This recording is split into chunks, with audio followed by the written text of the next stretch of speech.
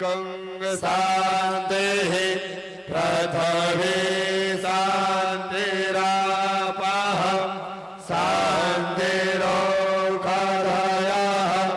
शांतिः वनस्पतयः शान्तिर्विश्वे देवाः शान्तिर्ब्रह्म शान्तिः सर्वगं शान्तिः श्यामा सेवा शान्तिः सामा शान्तिरेधि यतो यतः शमीहसे ततो अभयं कुरु शरणः कुरु राजाभ्यो भयान्नः पशुभ्यः शान्तिर्भवतु शान्तिरशीरिका पुरुषः सहस्राक्षः सहस्रपात समो विश्वं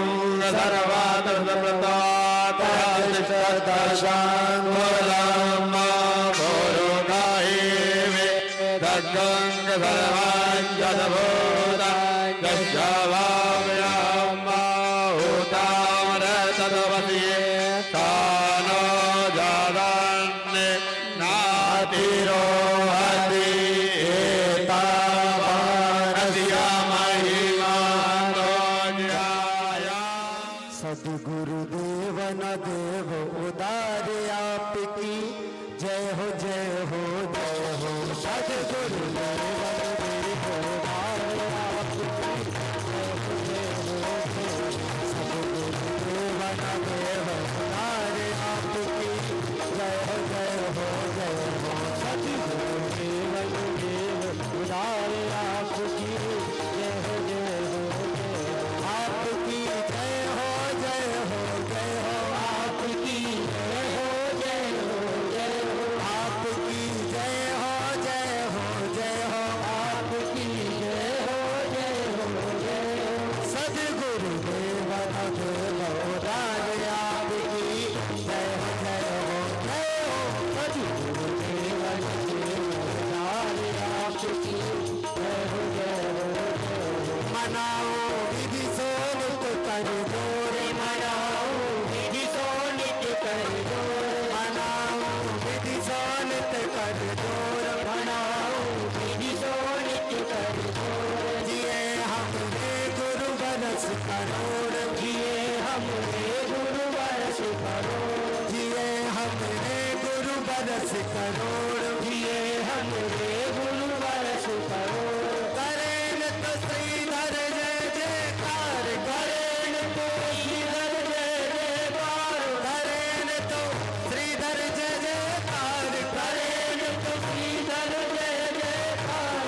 आपकी जय हो जय हो जय हो। सद्गुरुदेव न देव उदार आपकी जय हो जय हो। सद्गुरुदेव न देव उदार आपकी जय हो जय हो जय हो। सद्गुरुदेव न देव उदार आपकी जय हो जय हो जय हो। आपकी जय हो जय हो जय हो। आपकी जय हो जय हो जय हो। आपकी जय हो जय हो जय हो। जय हो। नमः पार्वती पते हर हर महादेव। पूज्यपाद गुरुवर जी के चरण स्पर्श हेतु मैं कुछ गुरु भक्त को यहाँ पर आमंत्रित करना चाहता हूँ। तृतीय दिवस की वेला में आज पूज्यपाद गुरुवर हम सबके समक्ष विराजमान हैं। मैं इन पंडाल में बैठे हुए सभी भक्तों से एक निवेदन करना चाहता हूं कि पूज्यपाद गुरुवर जी का स्वागत वहीं से बैठे बैठे तालियों से करें। बोलो गुरुदेव भगवान की, गुरुदेव भगवान की, व्यास जी महाराज की। मैं आमंत्रित करता हूं श्री राम किशन तिवारी जी ककरा वाले पूज्यपाद गुरुवर जी के चरणों में पुष्प अर्पण करके और गुरुवर जी से आशीर्वाद ग्रहण करें।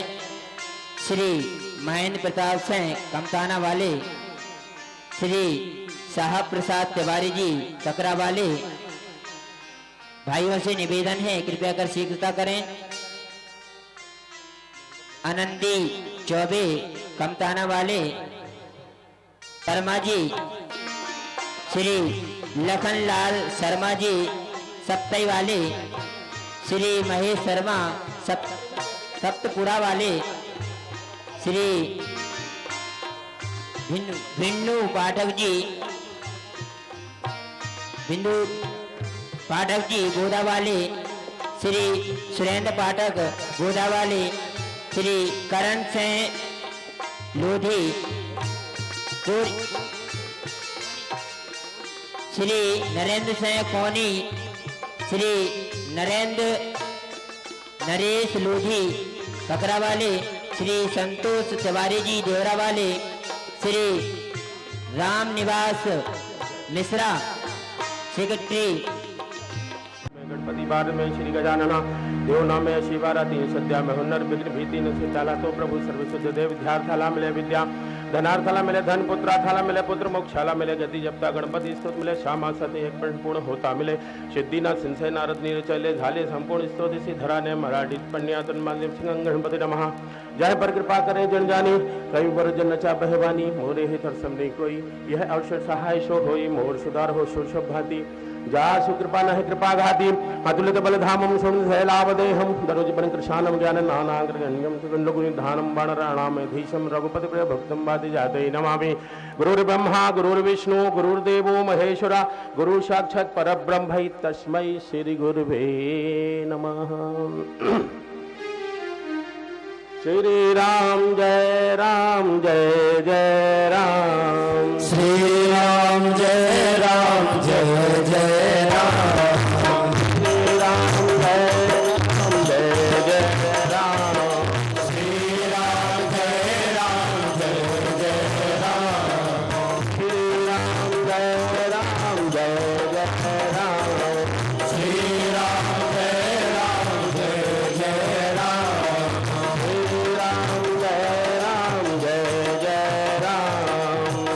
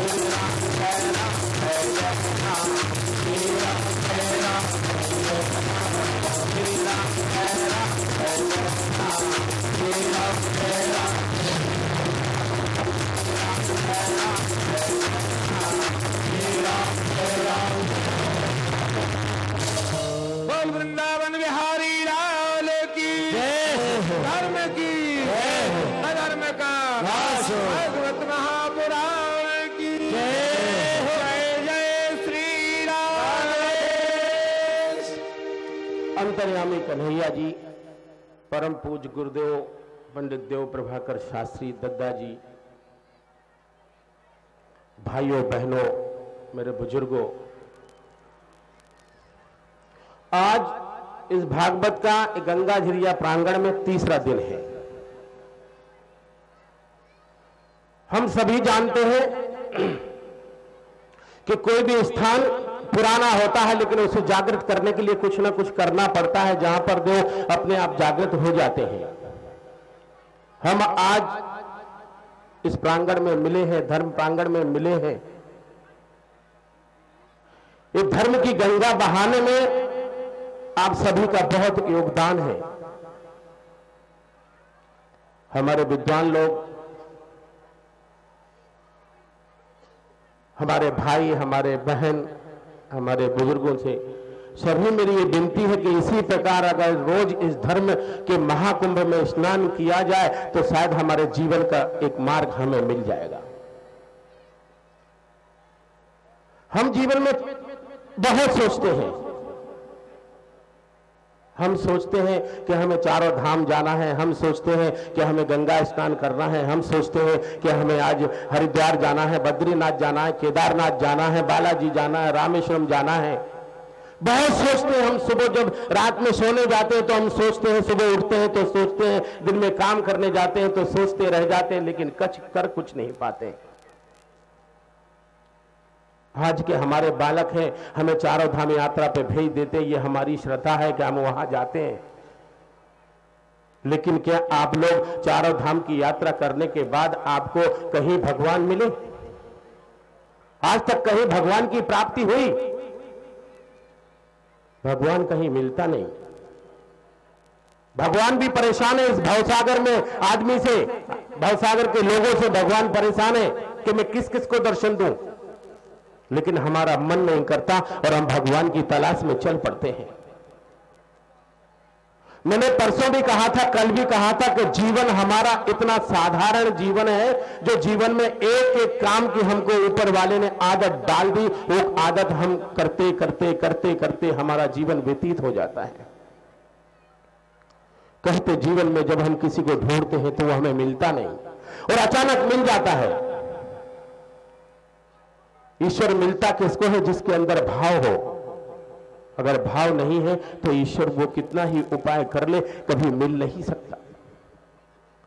आपके बगल में गंगा झिरिया, गंगा जी का प्रादुर्भाव हुआ है, लेकिन आप लोग जाते हैं इलाहाबाद, प्रयाग में। प्रयाग का नाम कैसे पड़ा ये भी आप नहीं जानते होंगे, लेकिन आप लोग जाते हैं प्रयागराज, त्रिवेणी संगम। हमने देखा है कि हमारे यहां त्रिवेणी धाम है। अगर इसी माघ में, हर माघ महीने में हम इलाहाबाद में जाकर के स्नान करते हैं, ऐसा ही अगर हर माघ महीने में हम यहाँ गंगा झिरिया में आकर के गंगा जी का प्रादुर्भाव हुआ, गंगा समझ के यहाँ स्नान करें, तो क्या हमको कोई मार्ग नहीं मिलेगा? हम ये चाहते हैं कि जीवन में हम ढूंढते बहुत हैं, भगवान को ढूंढने जाते हैं, उनकी प्राप्ति करने जाते हैं, गली गली ढूंढते हैं, मंदिर मंदिर जाते हैं, लेकिन हमको मिलते नहीं। एक समय की बात है कि भगवान भी परेशान हो गए भवसागर में। शंकर भगवान परेशान हो गए। जहां वो है वहां पब्लिक पहुंचा है। सुबह 4 बजे जल चढ़ाए शंकर जी को ठंडे ठंडे पानी से। शंकर बोले पार्वती से कि पार्वती, कि आदमी को जब कोई परेशानी होती है तो अपनी पत्नी को ही याद करता है। कहा गया कि नारी का धर्म और नर का कर्म, अगर ये दोनों साथ में रहेगा तो नारायण का मर्म तो उसके ऊपर होगा ही होगा। नारी चाहे तो अपने घर को तीर्थ स्थान बना दे, स्वर्ग बना दे। नारी चाहे तो उसको बिल्कुल भिखारी बना दे, रोड पे खड़ा कर दे। ये नारी के हाथ में है।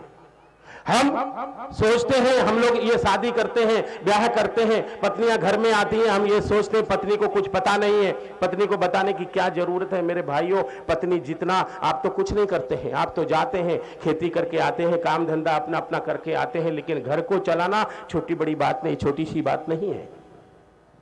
आप कोई फैक्ट्री चलाते हैं, मिल चलाते हैं, बहुत बड़ा बड़ा काम करते हैं, अगर आप देखना चाहते तो आप घर नहीं चला सकते, क्योंकि घर के बारे में आपको कुछ पता ही नहीं है। घर चलाने के लिए पत्नी का होना बहुत जरूरी है, और घर में एक ऐसी ही लक्ष्मी है जो वो घर चला सकती है। हमारे आपका काम नहीं है कि हम घर चलाएं, लेकिन यह हमारे अंदर की मानसिकता है कि पत्नी को हम कुछ नहीं समझते। पत्नी हमारे अंग की अर्धांगिनी कहा गया है, अर्धांगिनी है। पत्नी से 24 घंटा आप पत्नी का रिश्ता ना समझे। ये कोई भागवत में नहीं लिखा है, शास्त्रों में नहीं लिखा रहा है, मैं अपनी सोच बता रहा हूं। पत्नी से आप 24 घंटा पत्नी का रिश्ता ना समझे। पत्नी के अनेक रूप हैं, हमारा तो एक ही रूप है। पत्नी मां भी है, बहन भी है, बेटी भी है और पत्नी भी है। अब इसमें आप सोचेंगे, कल ये बोलेंगे अन्ना जी आपने बोला मां भी है, बेटी भी है, बहन भी है, इसका कारण क्या है? तो ऐसा नहीं। हमारे जीवन में हमारे सामने हमारी पत्नी मां के रूप में भी आती है, बहन के रूप में भी आती है, बेटी के रूप में भी आती है, और पत्नी तो है। अगर उसको उस नजर से हम देखें, आप कहीं बाहर जाते हैं या बाहर से आते हैं तो फट से आपके घर में आपकी पत्नी पानी लेकर के आती है कि चलो पानी पी लो। भले आप उसके पति हैं, लेकिन वो रूप उसका मां का होता है कि मां बन के जब मां अपने बच्चे को खिलाती है, पिलाती, तो वही रूप से अपने पति को भी खिलाती है। कोई त्योहार होता है, कुछ होता है, काम करने में कंधे से कंधा लगाकर काम करते हैं, तो ये सिर्फ भाई बहन ही कर सकते हैं। कि अगर घर की कोई परेशानी है, घर का कोई काम है, तो भाई बहन अगर हैं तो कंधे से कंधा लगा करके काम करते हैं, ये सिर्फ भाई बहन ही कर सकते हैं। तो उसका भी रूप सामने आता है। बेटी पत्नी को देखा होगा, कभी मचल जाती है, नाराज हो जाती है, गुस्सा कर देती है, सब करती है। तो आजकल की हमारी बेटियां भी ऐसी हैं कि बाप को सभी गुस्सा करती हैं, लेकिन प्यार भी बाप को सबसे ज्यादा वही करने वाली होती है। घर में कभी किटपिट हो जाती है सास बहू की, वो अलग बात है, लेकिन घर को संभालने में, घर को समझाने में अगर आप नाराज हो गए तो आप नाराज से सो जाएंगे, लेकिन वो फिर भी रात में उठ करके दीपक जला करके उनके मन में ये रहेगा कि आज इन्होंने खाना नहीं खाया है, भूखे सो गए। कैसे भी करके आपको समझा के, बुझा के, कुछ भी करके उठा के आपको खाना खिलाएंगे। जब खाना खिलाया तो आपके अंदर, कहा गया आत्मा में ही परमात्मा है, खाना खाया तो आपकी आत्मा शांत हुई। लोग बात कहने लगते हैं आत्मा बिल्कुल ठंडी हो गई, तो अपने आप गुस्सा आपका निकल जाता है। हमें गुस्सा, काम, क्रोध ये करना ही नहीं चाहिए। लेकिन हम घर में अगर घर को, अपनी पत्नी को अपना अर्धांगिनी समझ के चलेंगे तो घर अपना जैसा चलता है शायद किसी का नहीं चल पाएगा।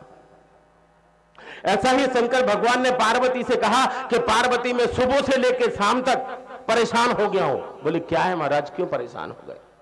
बोले मैं सुबह से शाम तक परेशान हो गया। इंसान आते हैं 4 बजे सुबह से लेकर शाम तक, ठंडा ठंडा पानी मेरे सर पे डालते हैं, मैं तो पानी से नहा नहा के परेशान हो गया। इसके लिए कुछ रास्ता बताओ ताकि मेरे पास ये भवसागर के लोग मेरे पास ना आ सके। हम ढूंढने जाते हैं भगवान को और पानी चढ़ाते हैं, अभिषेक करते हैं, गंगा जल चढ़ाते हैं, सब कुछ करते हैं, तो भगवान भी परेशान है। भगवान परेशान होने के कारण उन्होंने कहा पार्वती मैं अभी यहां भवसागर में रहना नहीं चाहता, मुझे ऐसा स्थान चाहिए जहां कोई मेरे पास ना आ सके, मैं थोड़ा कुछ आराम से रहूं।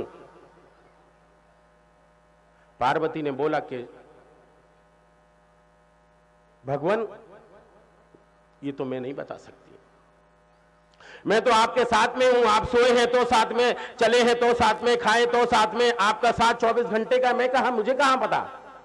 तो बोले कौन बता सकता है? तो बोले काम करें आप नारद जी को बुलाएं, क्योंकि वो भ्रमण करते हैं, सुबह से शाम तक भ्रमण करते हैं। नारद जी को बुलाएं, वो अपना स्थान बता सकते हैं कि कौन सा स्थान अच्छा है, कौन सा खराब है। बोले नारद जी को बुलाइए। नारद जी को बुलाया गया।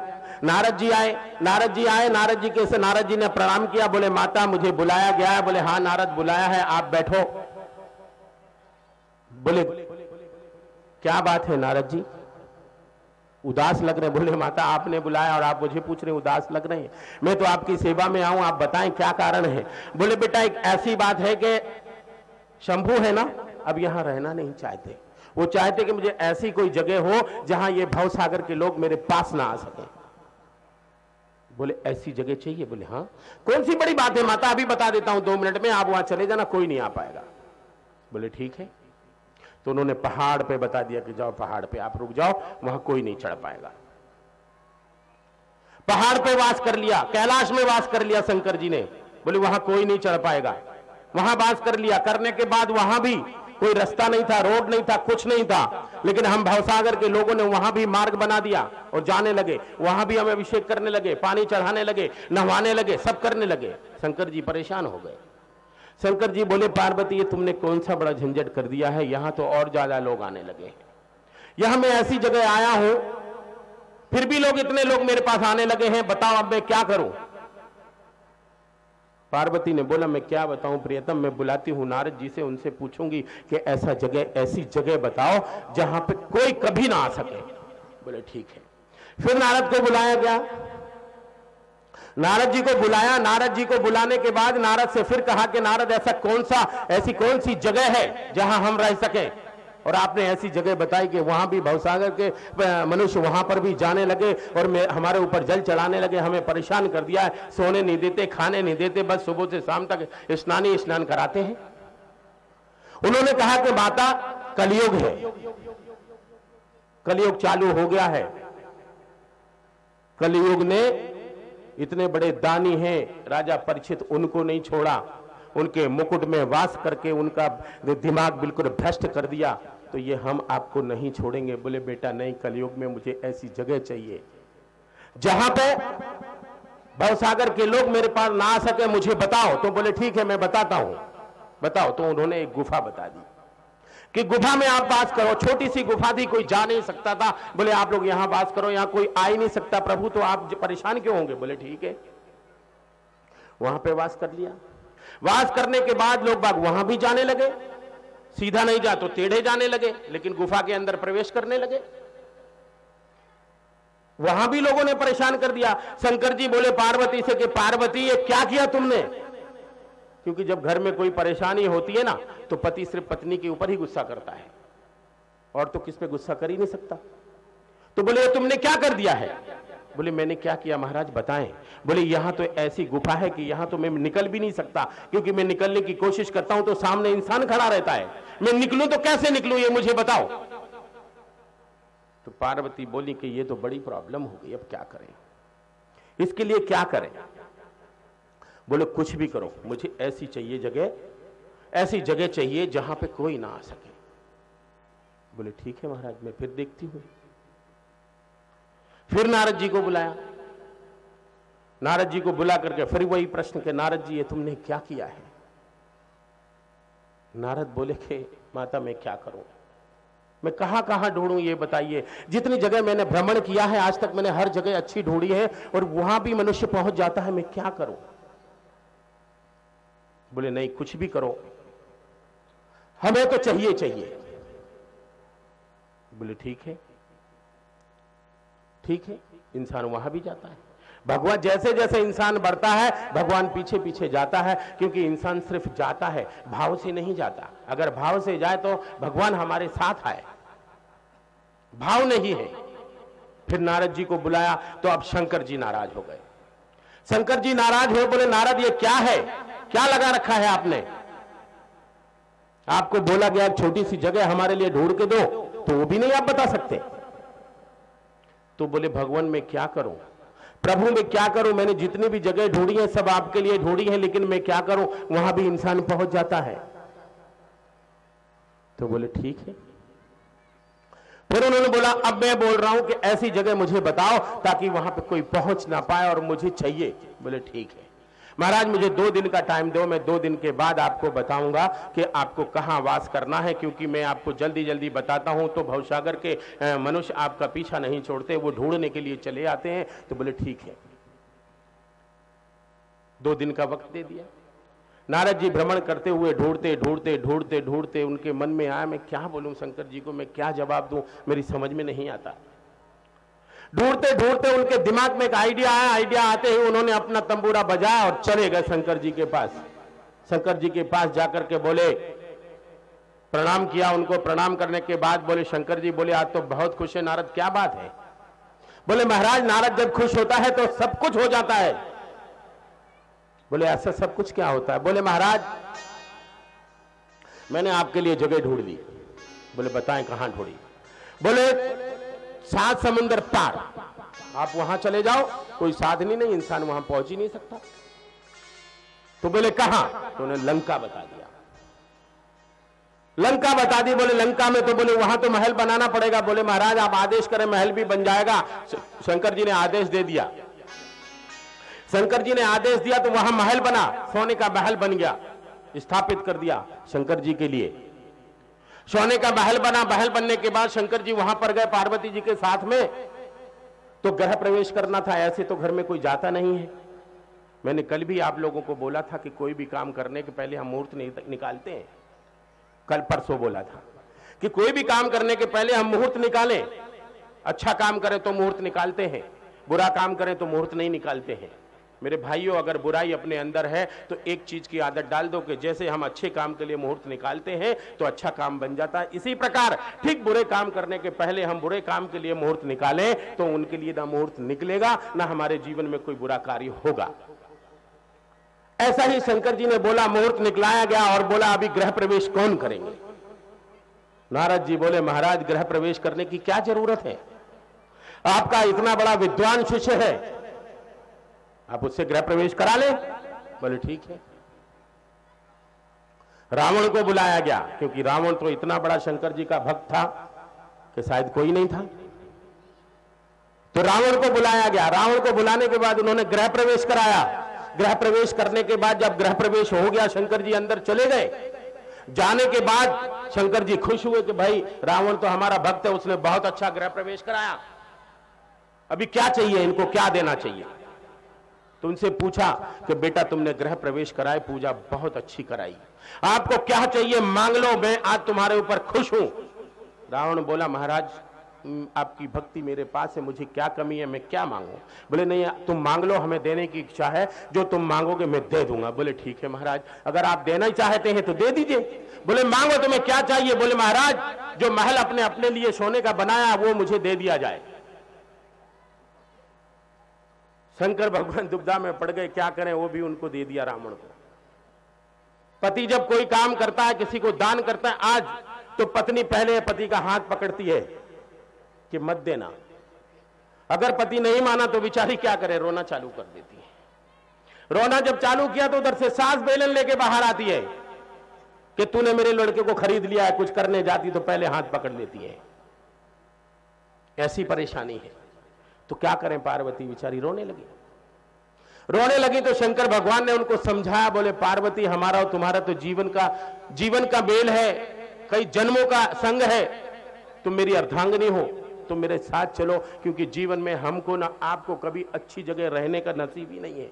अपने तकदीर में ही है ये कि पहाड़ी झाड़ झक्कड़ में रहने का, पहाड़ों में रहने का। चलो पार्वती अपन वहीं चलेंगे, वहीं रहेंगे। तो भगवान आज देखो, जब से जीवन में हमने कुछ पाया है, हम ढूंढते हैं भगवान को। तो मेरा मतलब यह है कि अगर आपको सुनना सुन के मैं जो बोल रहा हूं आप ये मत समझने कि भागवत में लिखा है। भागवत की कहानी, भागवत तो बहुत सुनते हैं आप लोग, भागवत में नहीं लिखा है। लेकिन मैं कुछ अपनी तरफ से आप लोगों को ऐसे प्रश्न कर रहा हूं कि आप लोग सुन के, मेरी बातों को सुन करके अपने घर का सुधार करें, अपने आप का सुधार करें, अपने बड़ों का आदर करें, बड़ों का सम्मान करें, पत्नी से प्यार करें, मां से प्यार करें, मां की सेवा करें, बाप की सेवा करें। मेरा मानना यह है। मैं ये नहीं मानता आप लोगों के कि आप ऐसा करिए, लेकिन इसमें लिखा हुआ है प्रेरक प्रवचन, मतलब मेरा शब्द बोलने में अगर किसी भाई ने कैच किया और अपने दिमाग में बिठा लिया, वो दिमाग में बिठा करके अगर वो सुधर गया तो मैं समझूंगा कि आज जब से मैं 9 साल का तब से भागवत कर रहा हूं, वो 9 साल से लेके आज तक 60 साल का हो गया हूं, मेरी मेहनत सफल हो गई। अगर एक भाई भी सुधर जाएगा तो मैं ये नहीं बोलता। भागवत की कहानियां तो रोज आप लोग सुनते हैं, अगर मैं वही मैंने बता दिया तो मुझ में ना उनमें फर्क क्या है। कहा गया है, ये पुराणों में शास्त्रों में भी कहा गया कि कोई भगवान के बारे में, सुधरने के बारे में अच्छी अच्छी नई नई चीजें बताएंगे तो उसको सुनना चाहिए। तो मेरा मानना यह है कि घर में रह करके अपनी माँ का आदर करें, पिता का आदर करें। आप ढूंढने जाते हैं दुनिया भर में कि हमने यहां चले गए, वहां चले गए, तीर्थ करके आए। कहा गया, इस्लाम में भी लिखा है कि जो हज करने जाता है बेटा, जब तक वो घर का कर्ज नहीं चुका सकता, घर में कोई बच्ची बड़ी हो उसका ब्याह नहीं कर सकता, माँ बाप की सेवा नहीं कर सकता, जब तक वो बच्चा अगर इतना पूरा करने के बाद ही हज कर सकता है, उसके पहले नहीं। करने के लिए कोई तकलीफ नहीं, लेकिन वो हज कहा गया है, कुरान में कहा गया कि वो हज कबूल नहीं होती। कि हमारी घर में अगर जवान बहन बैठी है, बेटी बैठी है और हम हज करने जाए तो ये गुनाह, बिल्कुल गुनाह है। ऐसा ही मेरा कहना यह है मेरे भाइयों कि आप लोग अपने आप को जाते हैं कि मैं 4 धाम जा रहा हूं, 5 धाम जा रहा हूं, इधर जा रहा हूं, उधर जा रहा हूं, तीर्थ में जा रहा हूं, और घर में जो माँ बाप है उनकी हम सेवा ही नहीं करते। अब भगवान को ढूंढने जाते हैं, भगवान मिलते हैं, लेकिन भगवान आपके पास है। हमें कोई पूछता है कि किसने पैदा किया, हम बोलते ऊपर ने। ऊपर कैसे पैदा करेगा कोई? अगर हमारे पास खेती है और हम खेती नहीं करेंगे तो अनाज कैसे पैदा होगा? तो पैदा करने वाला तो किसान होता है। अगर हमने जन्म दिया है तो हमें अपने माँ बाप का उपकार मानना चाहिए, उनका कर्ज हमारे सर पे है, क्योंकि हमारे अंदर जो आज 5-6 लीटर खून दौड़ रहा है, ये भी हमारी माँ और बाप की देन है कि हमारे अंदर खून और ब्लड चल रहा है, जिसकी वजह से हम आपको सामने बोल रहे हैं। अगर हम इसी चीज को मान करके और सही करें तो हमें तीर्थों में जाने की जरूरत नहीं है। हम अपने माँ की सेवा करें, बाप की सेवा करें। माँ बाप ये नहीं बोलते कि बेटा तुम सुबह से लेकर शाम तक मेरे हाथ पैर दबाओ या आरती लेके मेरी आरती करते रहो।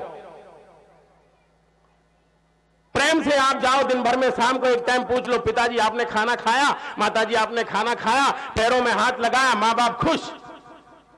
उनके बराबर खुश कोई नहीं मिलेगा आपको। और जब माँ बाप खुश होंगे तो समझिए ब्रह्मांड खुश हो गया। उनके अंदर की वो शक्ति है, अंदर ऐसा आशीर्वाद देते हैं, उनका आशीर्वाद अगर हमें मिल गया तो हमारा जीवन धन्य हो गया। हम बाहर जाते हैं, बड़े बड़े साधु संतों के पास जाते हैं, उनके पास जाते हैं, बड़े बड़े साधु संतों के पास चरण स्पर्श करते हैं, उनकी सेवा करते हैं, उनके पैर दबाते हैं। क्या हम अपने माँ बाप के भी कभी पैर दबाते हैं? यह हमें सोचना है अपने जीवन में।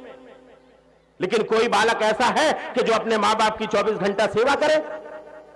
बड़े बड़े साधु संत आते हैं, हम वहां पे जाते हैं, उनके चरणों में पड़े रहते हैं, उनकी पूजा करते हैं, उनकी सेवा करते हैं। अरे हमारे लिए तो जीवन में हमारा सबसे बड़ा भगवान है हमारे माँ और हमारे बाप। पर ये हर बालक को सोचना चाहिए। हर बालक अगर इस चीज को सोचे तो आज जो हमारे अंदर पिछड़ापन है, हम बोलते हैं कि हमारा एरिया, आज हमारा ये एरिया कहा गया कि बहुत पिछड़ापन है, यहां पे बाढ़ आ गई, तूफान आ गया, सब नष्ट हो गया। हमारे अंदर वो भाव होना चाहिए, वो कर्म होना चाहिए। हम पिछड़ा नहीं है ये एरिया, हम पिछड़े हैं, हमारी सोच पिछड़ी है, हमारे कर्म पिछड़े हैं। अगर हमारे कर्म अच्छे हैं, हमारी नीयत अच्छी है, हमारे भाव अच्छे हैं, तो कहां का पिछड़ापन, कहां का क्यापन, सब हमारे लिए बराबर है। जीवन में संघर्ष के अलावा कोई रास्ता नहीं है। मंदिर मस्जिद जाना बंद कर दो। अगर सेवा करना है, अगर दर्शन करना है तो सिर्फ अपने मां और बाप के, जो हमारे घर में विराजमान है।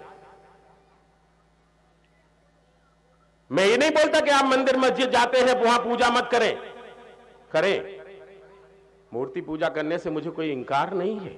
लेकिन मैं ये कहना चाहता हूं कि जिसने हमें जन्म दिया, हमारे मुंह में एक चुन चुन के तिनका करके हमारे मुंह में हमको खिलाया और हमको बड़ा किया, क्या वह हमारे लिए ईश्वर के बराबर नहीं है? ईश्वर तो जीवन में है। हम उनके पैर के नीचे जो जमीन की मिट्टी है, जो रज है, वो रज अपने सर पे लगाते हैं। और वो रज का कारण ये होता है कि वो लड़का, कहा गया कि मां ब्रह्मा भी है, विष्णु भी है, महेश भी है, तीनों मां के अंदर प्राप्त होते हैं। लेकिन हमारी आंखें जो हम ढूंढ नहीं पाते, वो तीनों चीजें हमारे अंदर विराजमान है, लेकिन हम ढूंढे उसको, ये हमारी कमी है, हम ढूंढ नहीं पाते। ब्रह्मा का काम है रचना करना, मां भी हमारी रचना करती है अपने पेट में। ब्रह्मा का काम है रचना करना, वो मां भी हमारी रचना करती है पेट में। बेचारी खाना नहीं खाती, ऐसा नहीं सोना, वैसा नहीं सोना, ऐसा नहीं चलना, नीचे ऊपर नहीं चलना। ये क्या है? अपने बालक की रक्षा करना और उसकी रचना करना कि मेरा बालक बहुत अच्छा हो। ये माने रचना है। और विष्णु बालक को जन्म देती है, मां रचना करके उसको जन्म दे दिया। उसके बाद पालन करता कौन है? विष्णु। उसके बाद जब जन्म देने के बाद भी पालन कौन करता है? मां ही करती है। और जब मां पालन करती है उसका, उसके कपड़े धोना, उसको सेवा करना, उसको हर चीज से, तो मां भी विष्णु है। और जब वो बालक पढ़ाना लिखाना, और जब वो बालक बड़ा हो जाता है, बड़ा होने के बाद जो मां के आंचल का आशीर्वाद बेटे के सर पे जाता है, तो बेटा आसमान पर जाता है और इतना ऊंचाइयों पे जाता है कि उस बेटे को पकड़ने को उसका इतना नाम होता है कि वह अमर हो जाता है। तो हमारी मां जो है वही ब्रह्मा है, वही विष्णु है, वही महेश है। हमें बाहर जाने की जरूरत नहीं है। हम दुनिया भर में जाते हैं, क्यों? हमें सोचने की जरूरत है। दुनिया भर में हम जाते हैं, मर जाएंगे, कल चले जाएंगे, कोई तैयारी नहीं कर पाएंगे, किसी को सोच नहीं पाएंगे।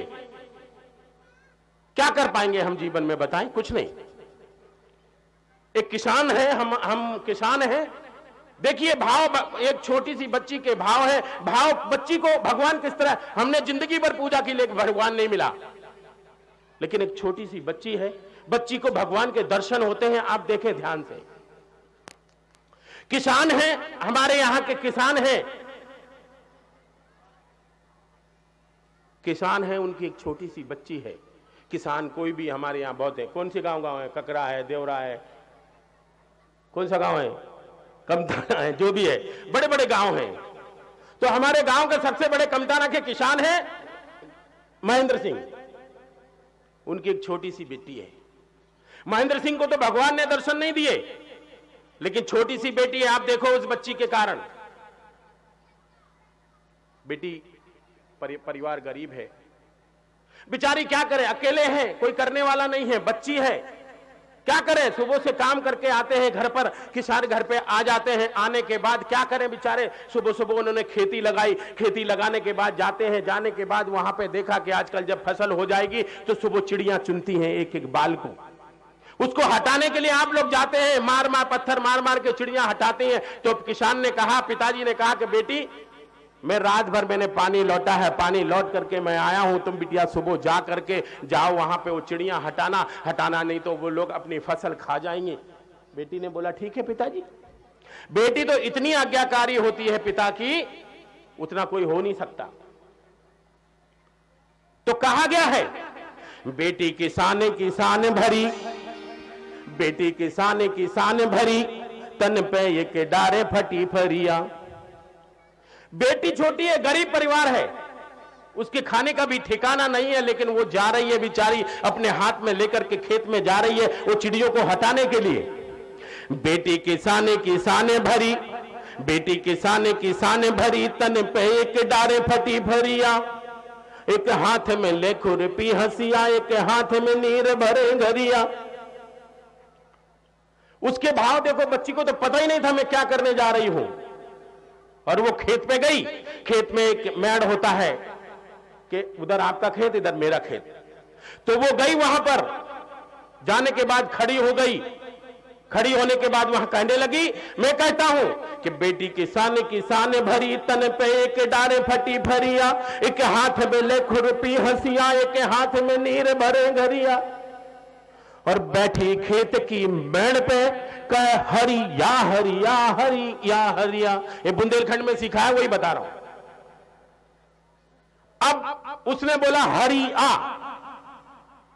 हम आप तो समझेंगे वो चिड़िया हटा रहे थे, लेकिन ऊपर से भगवान देख रहे हैं। उन्होंने बोला ये बच्ची 10 साल की 5 साल की जो भी बच्ची है और बोल रहे हरिया, उसको नाम मेरा पता नहीं और मुझे बुला रही है कि हरिया, मतलब हरि आ। कमाल हो गया। भगवान बोले बच्ची के दिमाग में ऐसे कहां से आया कि वो बुला रही है कि हरिया।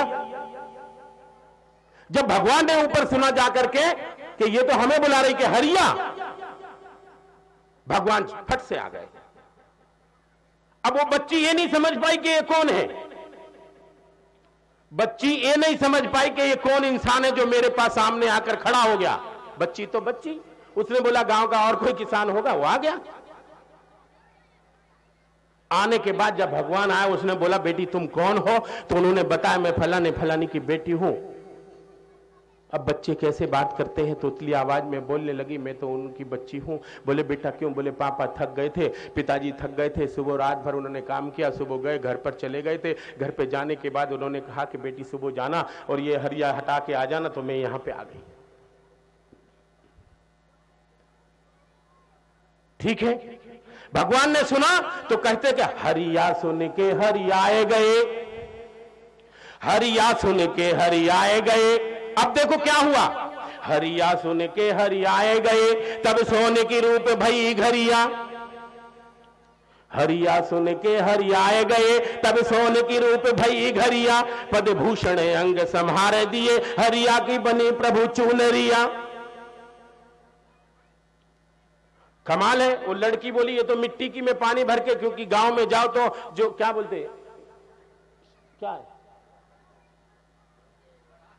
जो भी हो, छोटा तो छोड़ो यार। तो वहां पे वो पानी भर के ले गए। उसने बोला ये तो मिट्टी का था और ये क्या हो गया है। उसने नहीं समझा कि सोने का है। कमाल है। तो फिर हरिया सुन के हरियाए गए, तब सोने की रूप भई घरिया। पद भूषण अंग समार दिए, फरिया की बनी प्रभु चुनरिया। दीन दयाल दया जो करी, हे प्रभु दीन दयाल दया जो करी, उस भक्त दई भर के थरिया। भगवान ने बोला बेटी मैं तुम्हारे पास आया हूं तुम्हारे दर्शन करने के लिए। उन्होंने उस बच्ची को भेंट दिया, थाली में अशरफी क्या क्या जो भी है सब भर भर के दिया। बेटी को भरोसा नहीं रहा कि ये कौन है, क्योंकि वो तो बच्ची है नादान, उसको क्या पता। बोले कमाल की बात है, बच्ची को पता नहीं। बच्ची वहां रखी थी, रखने के बाद बेटी आई, आने के बाद बोली कि अब तो क्या बोलते हैं सुबह हो गई है, 11-12 बज गया, अब घर पे चलते हैं, पिताजी को उठाएंगे, बोलेंगे पिताजी मैं आ गई, क्योंकि दोपहर में खाते नहीं, मैं आ गई हूं, अब आप चले जाओ।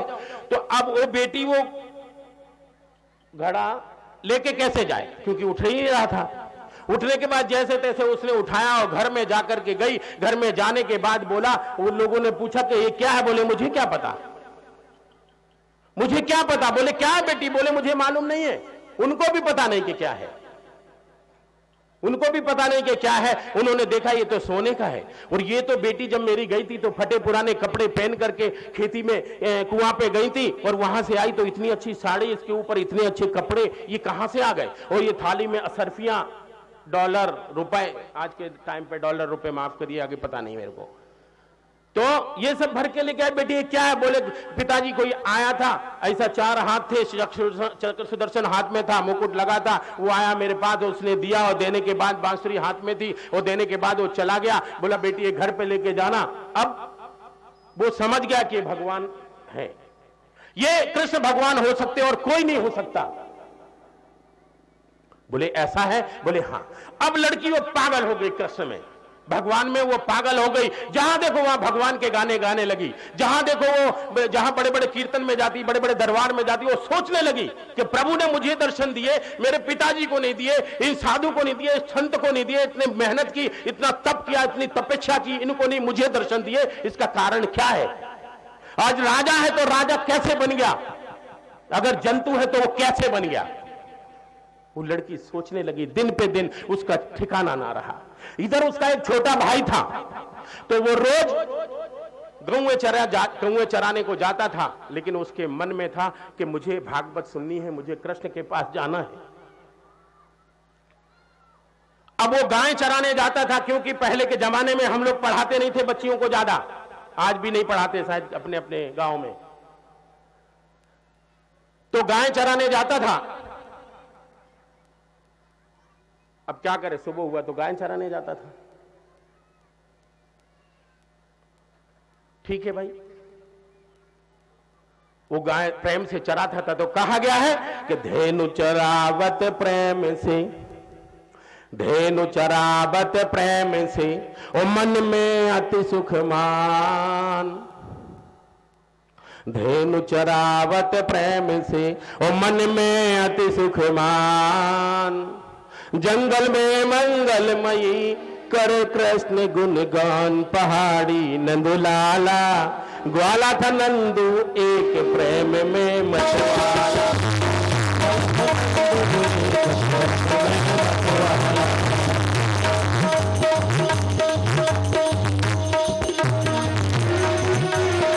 चरावत प्रेम से, चरावत प्रेम से, चरावत प्रेम से ओ मन में अति सुख मान, चरावत प्रेम से मन में अति सुख मान, जंगल में मंगलमयी करे कृष्ण गुणगान, जंगल में मंगलमयी करे कृष्ण गुणगान, पहाड़ी नंदुलाला ग्वाला था नंदू प्रेम में मछवाला, ग्वाला था नंदू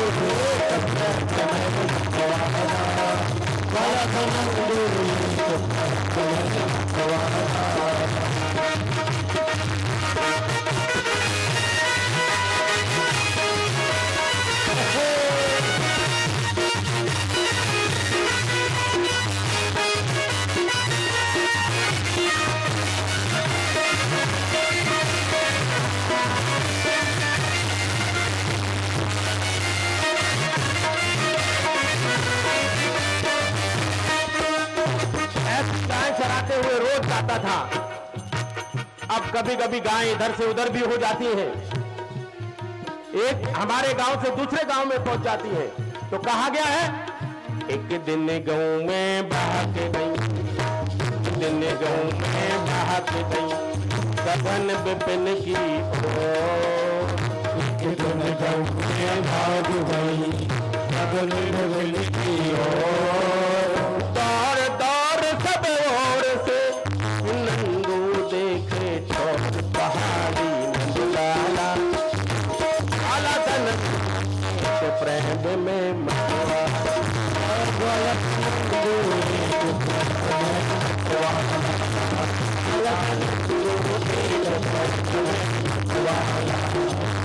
था नंदू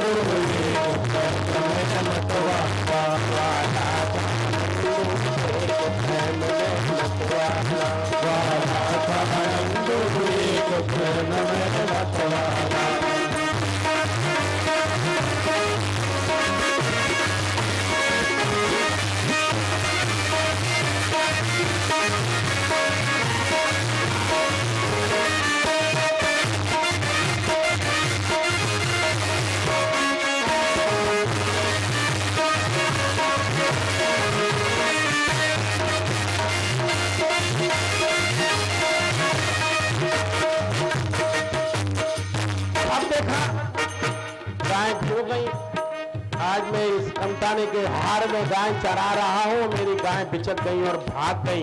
कहां? ककरा पहुंच गई। तिवारी जी ने गांव को पकड़ा और कानी हद में बंद कर दिया। अब क्या करे बेचारा बच्चा,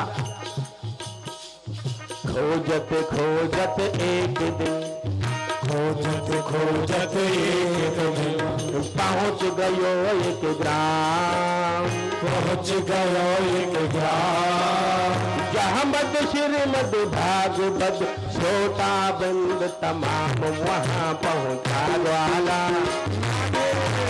ग्वाला था नंदू प्रेम में मतवाला। ताली बजाओ, ग्वाला था नंदू। कल भी कहा था कि जो पंडाल के बगल में बैठ करके भागवत सुनता है उसको पुण्य कभी नहीं मिलता है। अगर सुनना है मेरे भाइयों तो आप पंडाल के अंदर आओ, आप लोग ताली बजाएं। कभी भी बोला गया तो उसके ऊपर ताली बजाएं, क्योंकि ताली की महिमा भी मैं आपको बता रहा हूं। अगर हम ताली बजाते हैं तो ताली बजाने का कारण यह है कि जो हमारी बिगड़ी हुई रेखाएं हैं और हमारा समय बिगड़ने वाला है, उस ताली बजाने से ऊपर वाला बिल्कुल ठीक कर देता है। और अगर हम भजन में ताली नहीं बजाएंगे तो अच्छे होने वाला भी काम, जो अच्छी रेखा है वो भी बिगड़ जाती है ग्वाला धनंदू एक प्रेम में मतवाला, ग्वाला धनंदू ग्वाला धनंदू एक प्रेम में मतवाला, ग्वाला धनंदू एक प्रेम में मतवाला, ग्वाला धनंदू एक प्रेम में मतवाला, ग्वाला धनंदू एक प्रेम में मतवाला, धनंदू और प्रेम में मतवाला।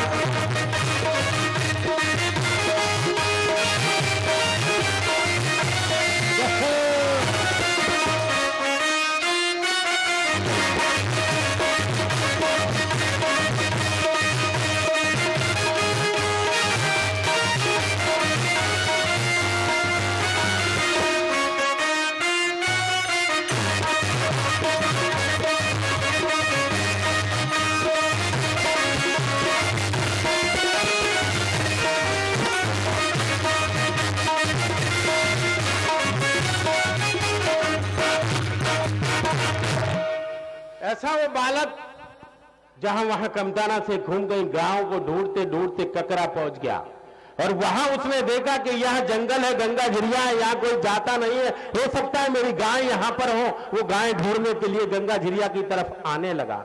उसने देखा ये जंगल है, मैं यहां जाऊं शायद मेरी गाय मिल जाए, लेकिन उसके भाव वहां पर जैसे उसने गंगा झिरिया की तरफ जाने लगा तो उसने देखा यहां तो भागवत का बहुत बड़ा पंडाल लगा हुआ है और वो बालक भागवत में आकर के बैठ गया और भागवत सुनने लगा और उसके भाव भी अपनी बहन की तरफ पहुंच गए कि वाह रे कृष्ण, तुमने मेरी बहन को दर्शन दिए और मैं तेरे भाव में यहां तक आ गया, तूने मुझे दर्शन नहीं दिए।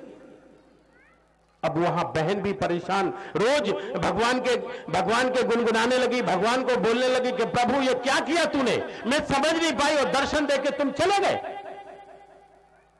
बच्ची भी नादान, वो भी क्या करती, भगवान के वियोग में रोने लगी, बोले प्रभु ये क्या किया। जहां जाती है, जहां कीर्तन होता है, जहां कुछ होता है, वहां जाकर के रोने लगी, भगवान के बारे में गाना गाने लगी और पूछने लगी लोगों से कि आज ये यहां पे राज दरबार में आप गाना गा रहे हैं, भजन कीर्तन कर रहे हैं, तो ये राजा कैसे बना। और ये तो अगर भगवान भी मिलते हैं तो कर्मों से मिलते हैं, मेरे तकदीर, मेरे कर्म ऐसे हैं कि ईश्वर मुझे मिला पर मैं समझ नहीं पाई। उसने बोला ये भी अच्छी बात है। तो उसने कहा तकदीर में मिले मुरारी, तकदीर से मिले मुरारी, कर्मों की रेखा न्यारी, तकदीर में मिले मुरारी, कर्मों की रेखा न्यारी, तकदीर से मिले मुरारी, कर्मों की रेखा न्यारी, तकदीर से मिले मुरारी, कर्मों की रेखा न्यारी, तकदीर से मिले मुरारी, कर्मों की रेखा न्यारी, तकदीर से मिले मुरारी, कर्मों की रेखा न्यारी। यहाँ पर पूछने की कि ये राजा है, ये राजा कैसे बने। प्रभु को याद करके भगवान से पूछने लगे कि हे प्रभु, प्रभु से पूछने लगी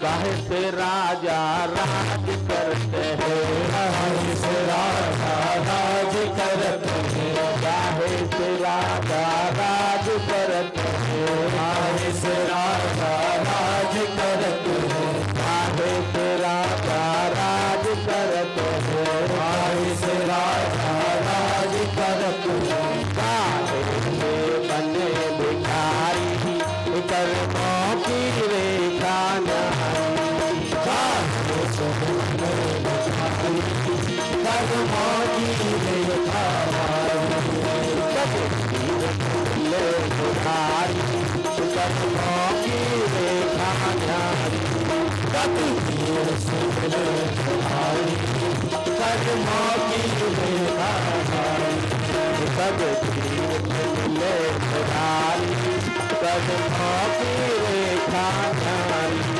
तकदीर से मिले मुरारी, कर्मों की रेखा हमारी। वो पूछ ही रही थी वहां पर, दरबार के अंदर पूछ रही थी कि ये कैसे हुआ।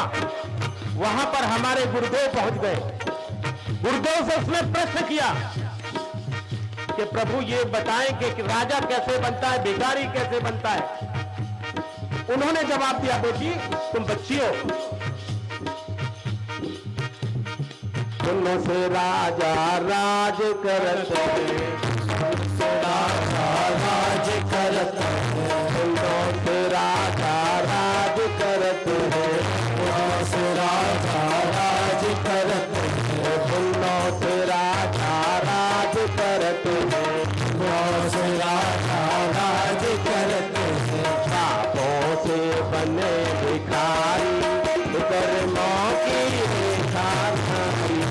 पापों से बने भिखारी कर्मों की रेखा हमारी। उपज तीर चले भिखारी कर्मों की रेखा हमारी। विपत्ति भिखारी कर्मों की रेखा हमारी। चले मुरारी कर्मों की रेखा हमारी। भिखारी कर्मों की रेखा। वहां से गई वो लड़की, गंगा झिरिया पहुंची। उसने बोला यहाँ पानी बहुत भरा हुआ, विशाल पानी है, समुद्र है, यहाँ पे गंगा का प्रावधान है, गंगा जी है। देखा उसमें बगुला था, देखा उसमें बगुला बैठा हुआ था, उसका कलर बिल्कुल सफेद होता, ये आप सभी जानते हैं। तो उसने गंगा जी से पूछा, गंगा जी से पूछा कि मैया काहे से बगुला सफेद भयो है, काहे से बगुला सफेद भयो है, काहे से बगुला सफेद भयो है, काहे से बगुला सफेद भयो है। काहे से कोयल काली कर्मों की रेखा हमारी।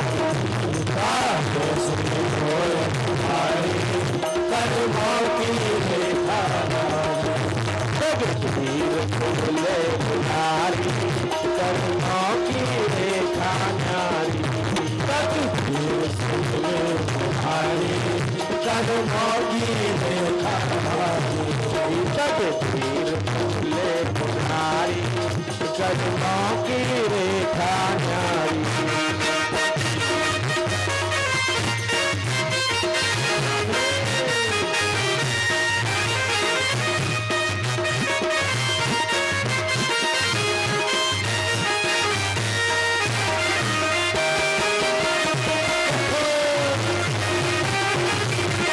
सभी लोग तालियों से स्वागत करते हैं, सभी लोग तालियों से।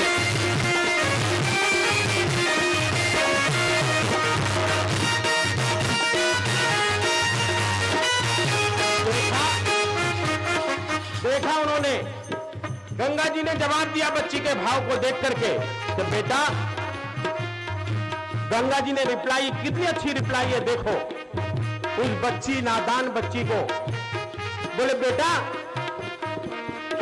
पानी से बगुला सफेद भयो है, पानी से बगुला सफेद भयो है, पानी से बगुला सफेद भयो है, पानी से बगुला सफेद भयो है, पानी से बगुला सफेद भयो है, पानी से बगुला सफेद भयो है। पेड़ों से कोयल काली कर्मों की रेखा पेड़ों से कोयल काली कर्मों की रेखा हमारी। तब तीर चले मुरारी कर्मों की रेखा हमारी। तब चले मुरारी कर्मों की रेखा हमारी। तब तीर चले मुरारी कर्मों की रेखा हमारी। तब चले मुरारी कर्मों की रेखा हमारी।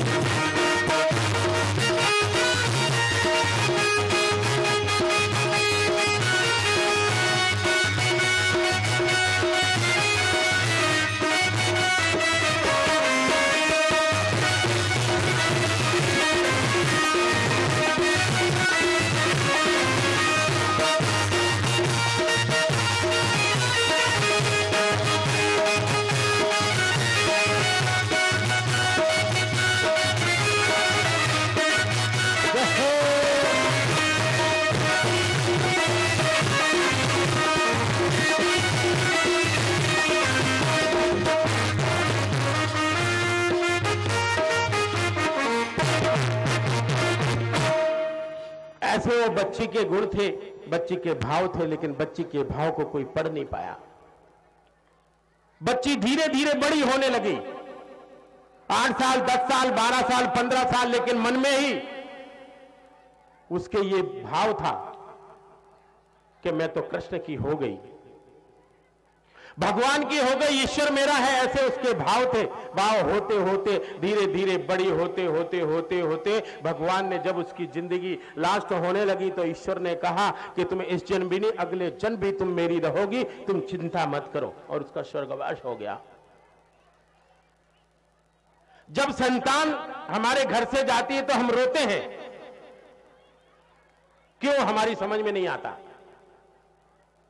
और जब संतान नहीं होती है तो भी हम रोते हैं। ऐसे ही अयोध्या में दशरथ जी की रानियां तो 3 थी, लेकिन संतान नहीं थी। संतान नहीं थे, क्या करें?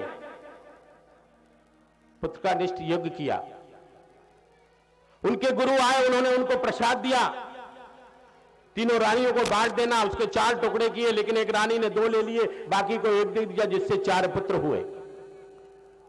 उनका नामकरण रखा गया, नाम रखा राम, लक्ष्मण, भरत, शत्रुघ्न, नाम हो गए। उनके गुरु के साथ में दिया, गुरुकुल चले गए सीखने के लिए, वहां जाने लगे। धीरे धीरे उन्होंने पूरी विद्या पढ़ी। पढ़ने के बाद वहां पर जनकपुरी में राजा जनक के यहां धनुष यज्ञ हुआ। उन्होंने कहा कि जो धनुष को तोड़ेगा उसकी शादी मैं अपनी बेटी के साथ कर दूंगा। लेकिन सीता तो जानती थी कि राम के अलावा कोई नहीं तोड़ सकता है। दुनिया के बड़े बड़े राजाओं को बुलाया, राजकुमारों को बुलाया, बहुत बड़ा धनुष यज्ञ था। इनके गुरु भी इनको लेके चले गए। अब सीता जी तो देखती है कि भाई हरि के अलावा मेरा कोई है ही नहीं, मैं क्या करूं। वहां पे देख रही हैं, बड़े बड़े धनुष यज्ञ हुआ, बड़े बड़े राजकुमार आए, उन्होंने धनुष को उठाया, उठा नहीं पाए, कोई हाथ तक नहीं लगा पाया उसमें।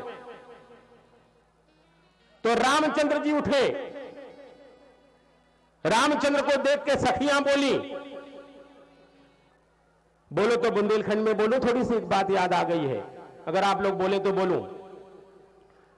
जैसे शादी में जाते हैं, शादी होती है तो उनकी सखियां उनके दूल्हे के बारे में बोलती हैं, तो सखियां बोलने लगी, हर की पातेली कमर नाजुक भैया, धनुष कैसे तोड़े सैया। हर की पातेली कमर नाजुक भैया, धनुष कैसे तोड़े सैया। हर की पातेली कमर नाजुक भैया, धनुष कैसे तोड़े सैया। हर की पातेली कमर नाजुक भैया, धनुष कैसे तोड़े सैया। अब वो खड़े हो गए। बुंदेलखंड में बोलता हूं, माफ करिएगा, रात में सिखा है। तो सखियां आ गई। जब किसी बच्ची की शादी होती है, उसकी सहेलियां आके उनको एक एक, अब वो उनकी बाकी सहेलियां 5 थी, वो 5 सहेलियों की शादी हो चुकी थी। तो बाकी जो सहेलियां थी, उन्होंने बोला तुम अपने अपने पिया का नाम बताओ, आपके पति कैसे हैं बताओ। तो बताने लगी, कैसी? ध्यान से सुनो, कहीं भूल जाऊं तो माफ करना, ये लिखा नहीं है, ये मैं बता रहा हूं। सखियां आ गई, भागवत में नहीं है, किसी ग्रंथ में नहीं है, ये बुंदेलखंड में है, तो मैं बता रहा हूं। सखियां आ गई, सखियां आपस में विचार करने लगी। उन्होंने पूछा तुम्हारा पति कैसा है, तुम बताओ। उन्होंने बोला तुम्हारा पति कैसा है, तुम बताओ। अब बड़ी चक्कर हो गई, फिर बोलने लगी, कैसा? कवि ने कहा है, अंगने में ठाठ 5 गुइया, बताओ कि के कैसे है सैया। अंगने में ठाठ 5 गुइया, बताओ कि कैसे सैया। अंगने में ठाठ 5 गुइया, बताओ कि कैसे है सैया। अंगने में ठाठ 5 गुइया, बताओ कि कैसे सैया। अंगने में ठाठ 5 गुइया, बताओ कि कैसे है सैया। अंगने में ठाठ 5 गुइया, बताओ कि कैसे सैया। अब ये आपस में बात करने लगी कि अपने अपना पति बताओ, तुमको कैसा मिला, तुमको, क्योंकि ये शादी में विनोद होता ही है, हंसी मजाक तो होती है। तो एक सखी जो बड़ी थी वो बोली क्या? पहली कहे मेरा मोटा है सैया, पहली बोल बोल के थक गई के बहुत मोटा है। पहली कहे मेरा मोटा है सैया, पहली कहे मेरा मोटा है सैया, पहली कहे मेरा मोटा है सैया, पहली कहे मेरा मोटा है सैया। तो दौलत बतात कछु नैया, बताओगी के कैसे है सैया, दौलत बतात कछु नैया, बताओगी कैसे सैया, अंगने में घड़ी बात दुनिया, बताओगी के कैसे है सैया, अंगने में घड़ी पाँच गुइया, बताओगी कैसे सैया। दूसरी का नंबर आए तो दूसरी बोलने लगी, बजाते रहो भाई। दूसरी बोलने लगी, दूसरे में इशारा किया तो तुम बताओ। तू जी कहे मेरा पतला है सैया, छोटी कहे मेरा पतला है सैया, तू जी कहे मेरा पतला है सैया, तू जी कहे मेरा पतला है सैया। पतियन में लेके लुड़े कैया, बताओ कि कैसे है सैया, बताओ तो कैसे सैया, घड़ी पाँच दुनिया, बताओ तुझे कैसे है सैया, घड़ी पाँच दुनिया, बताओ तुझे कैसे सैया, घड़ी पाँच दुनिया, बताओ तुझे कैसे है सैया, घड़ी पाँच दुनिया, बताओ तुझे कैसे सैया। एक दो तीजी कहे मेरा दारू पियत है, तीजी कहे मेरा दारू पियत है, तीसरी कहे मेरा दारू पियत है, तीसरी कहे मेरा दारू पियत है। नालिन में ले लुड़े हो, बताओ कि कैसे है सैया, नालिन में ले लुड़े सैया, बताओ तो कि कैसे सैया, अपने में घड़ी पाँच दुनिया, बताओ कि कैसे है सैया, अपने में घड़ी पाँच दुनिया, बताओ तो कि कैसे सैया, अपने में घड़ी पाँच दुनिया, बताओ तो कैसे है सैया, अपने में घड़ी पाँच दुनिया, बताओ तो कि कैसे सैया। चौथी कहे मेरा चोरी करते हैं, चौथी कहे मेरा चोरी करते हैं, चौथी कहे मेरा चोरी करते हैं, चौथी कहे मेरा चोरी करते हैं। घर घर में घंटी पनिया, बताओ घर घर में घंटी पनिया, बताओ तो कैसे सैया, घर में छेड़ तुम भैया, बताओ कैसे सैया, बोलो घड़ी पाँच दुनिया, बताओ तो कैसे है सैया, अगला में घड़ी पाँच दुनिया, बताओ तो कैसे सैया, अपने में घड़ी पाँच दुनिया, बताओ तो कैसे है सैया, अगला में घड़ी पाँच दुनिया, बताओ तो कैसे सैया, बताओ कैसे सैया। ये पांचों की बातें हो गई। यहाँ राम की शादी की तैयारी हुई, धनुष यज्ञ की। बहनों बुरा मत मानना अगर मैंने बोला हो कुछ भूल चूक में, तो क्योंकि ये भागवत में नहीं है, ये मैंने बताया ताकि आप लोग बैठ बैठ के बोर हो रही थी। तो शादी में तो थोड़ी बातें होती हैं इधर उधर की। जैसे ही राम उठे वहां धनुष तोड़ने के लिए, क्या करें, मर्यादा के अंदर थे। जैसे राम उठे, वो छत्री थे, रघुवंशी हैं, उठे, उन्होंने धनुष को उठाया और ऐसे तोड़ दिया मानो एक तिनका को तोड़ दिया हो। धनुष तोड़ दिया। धनुष तोड़ने के बाद सीता जी जयमाला लेके निकली। निकलने के बाद जैसे वहां से सीता जी आई तो वो सीधे खड़े रह गए। सीधे खड़े रहे, जयमाला डाल नहीं सकी क्योंकि सीता जी छोटी थी, डाल नहीं सकी। तो लोगों ने बोला भाई अब क्या करें। राम को बोला थोड़ा झुक जाएं। राम को बोलो, तो अब कौन बोलेगा। सखियों ने कहा तनक झुक जइयो रघुबीर लली मोरी छोटी सी, झुक जइयो तनक रघुबीर लली मोरी छोटी सी,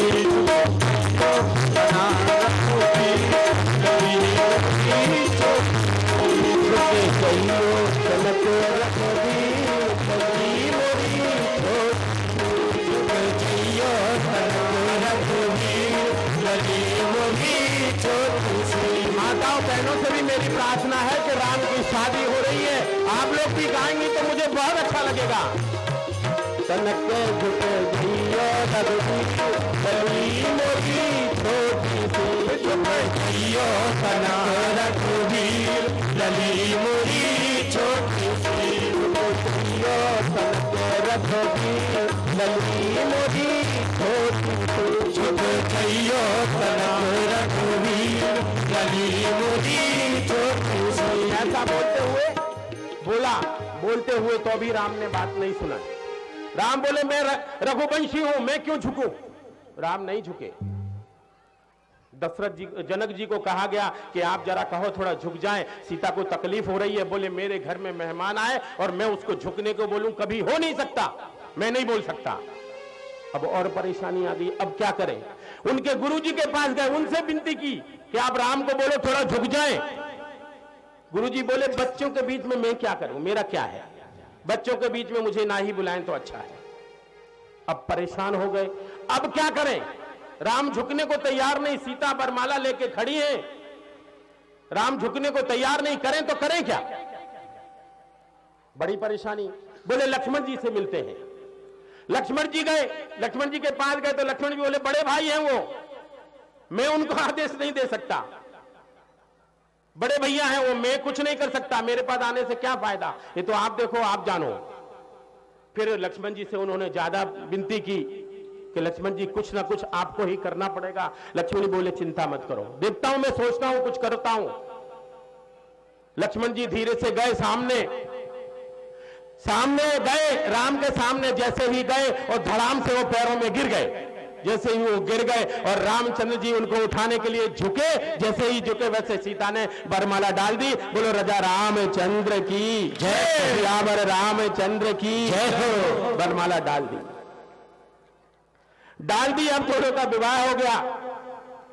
ब्याह हो गया, होने के बाद अब अयोध्या आए। अयोध्या आकर के जैसे ही राम के राज तिलक की तैयारी हुई कि राम का राज तिलक कर दिया जाए, राजा ने, दशरथ ने सोचा कि राम का राज तिलक कर दें, अभी मैं वृद्ध हो गया हूं, राज तिलक करके राम संभालेंगे। सभी भाइयों की सहमति ली, करने लगे। तैयारियां हो गई अयोध्या में, अयोध्या को सजाया गया दुल्हन की तरह। लेकिन उनकी एक मां, उनको राजा दशरथ ने किसी टाइम पे कहा था कि तुमको क्या चाहिए मांग लेना। तो उन्होंने कहा राजा अभी मौका नहीं आया, जब मौका मिलेगा तब मैं बता दूंगी। तो उनके दिल में था कि मेरा बेटा राजा नहीं बन सका, उनका बेटा भरत था, मेरा बेटा राजा नहीं बन सका, तो मैं अपने बेटे को राज तिलक मांगूंगी और राम को वनवास। बोले ठीक है।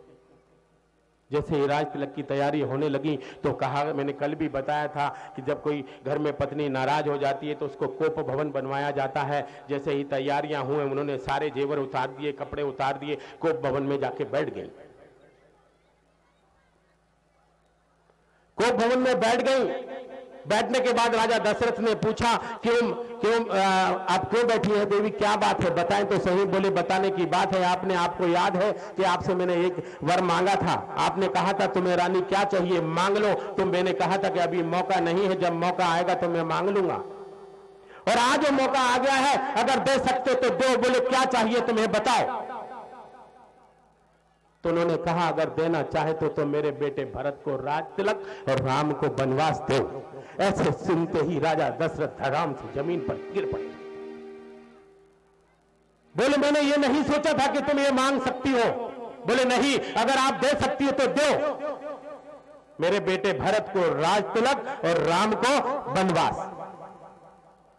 अब क्या था, वो रो रो कर चिल्लाने लगे। लेकिन राम तो राम थे। जब राम ने सोचा, राम को पहले ही पता था कि क्या होने वाला है, राम ने बोले कि ठीक है, अगर मेरे पिताजी ने आदेश नहीं दिया था, वो तो सिर्फ रानी को बोला था कि जब तुम्हें जरूरत पड़े मांग लेना वरदान को। उन्होंने मांगा और राम यहां वन में जाने के लिए तैयार हो गए।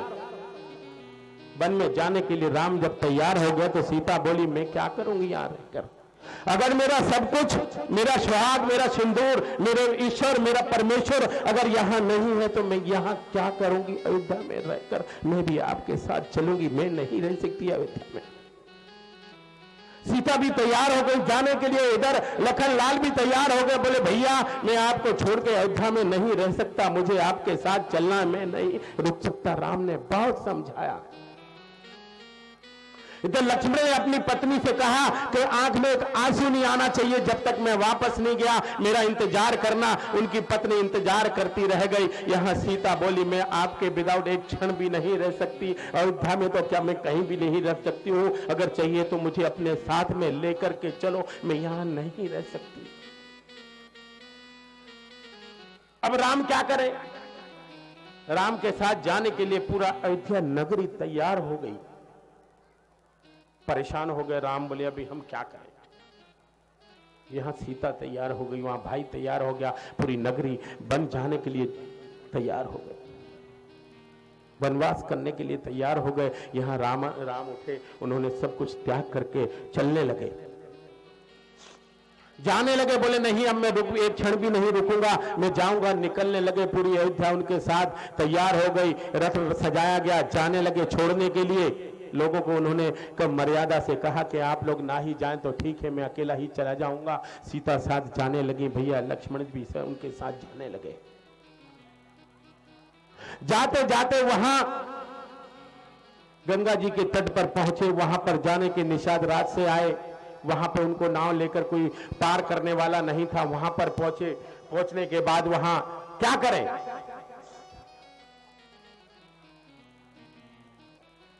क्या करें? तट पे खड़े हैं लोग, उनके पीछे हैं। निषाद रात को पता था कि ये तो ईश्वर हैं।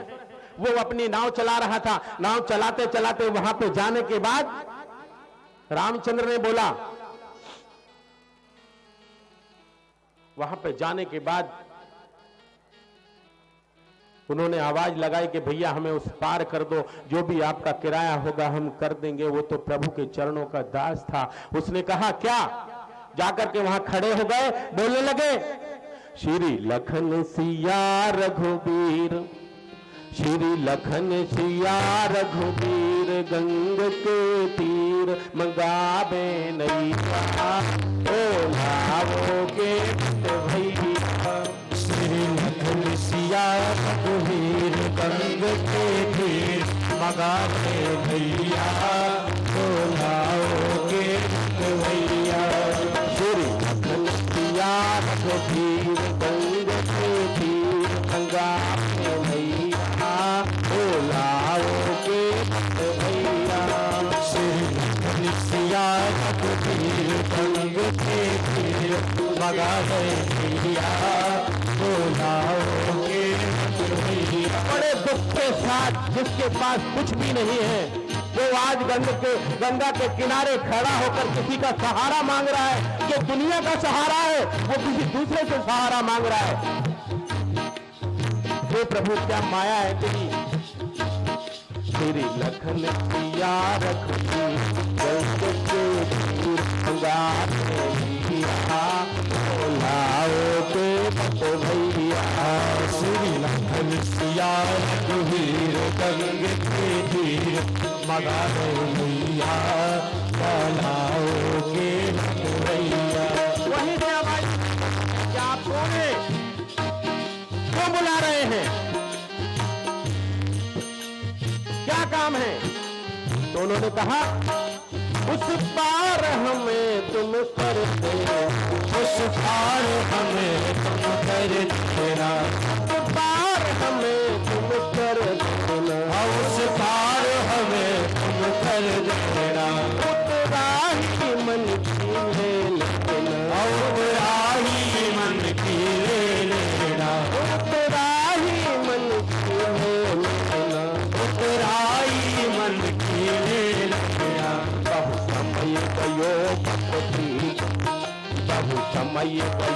पत पीत पीत पिया ओ लाओ के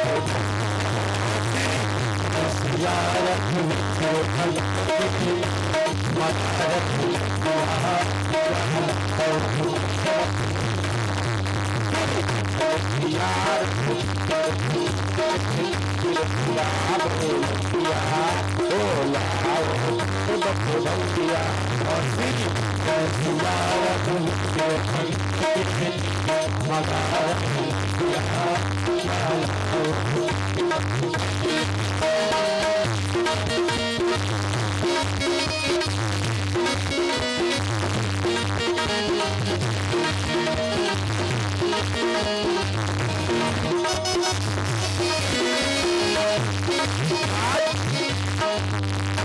गंगा के किनारे दुनिया की पहचान बनाने वाले को खुद पहचान अपनी देनी पड़ रही है।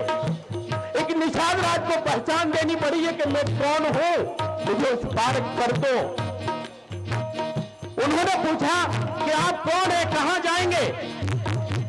अपनी पहचान देकर के बोल रहे हैं, हम अवधपुरी से आए हैं, अवधपुरी से आए हैं, अवधपुरी से आए हैं, अवधपुरी से आए हैं, संग हाथ सियाले आए हैं, संग साथ सियाले आए हैं, अवधपुरी से आए हैं, अवधपुरी से आए हैं, संग हाथ सियाले आए हैं, संग साथ सियाले आए हैं, बहु समय कयो पत प्रीत प्रीत गोठिया ओ लाओ के बचवैया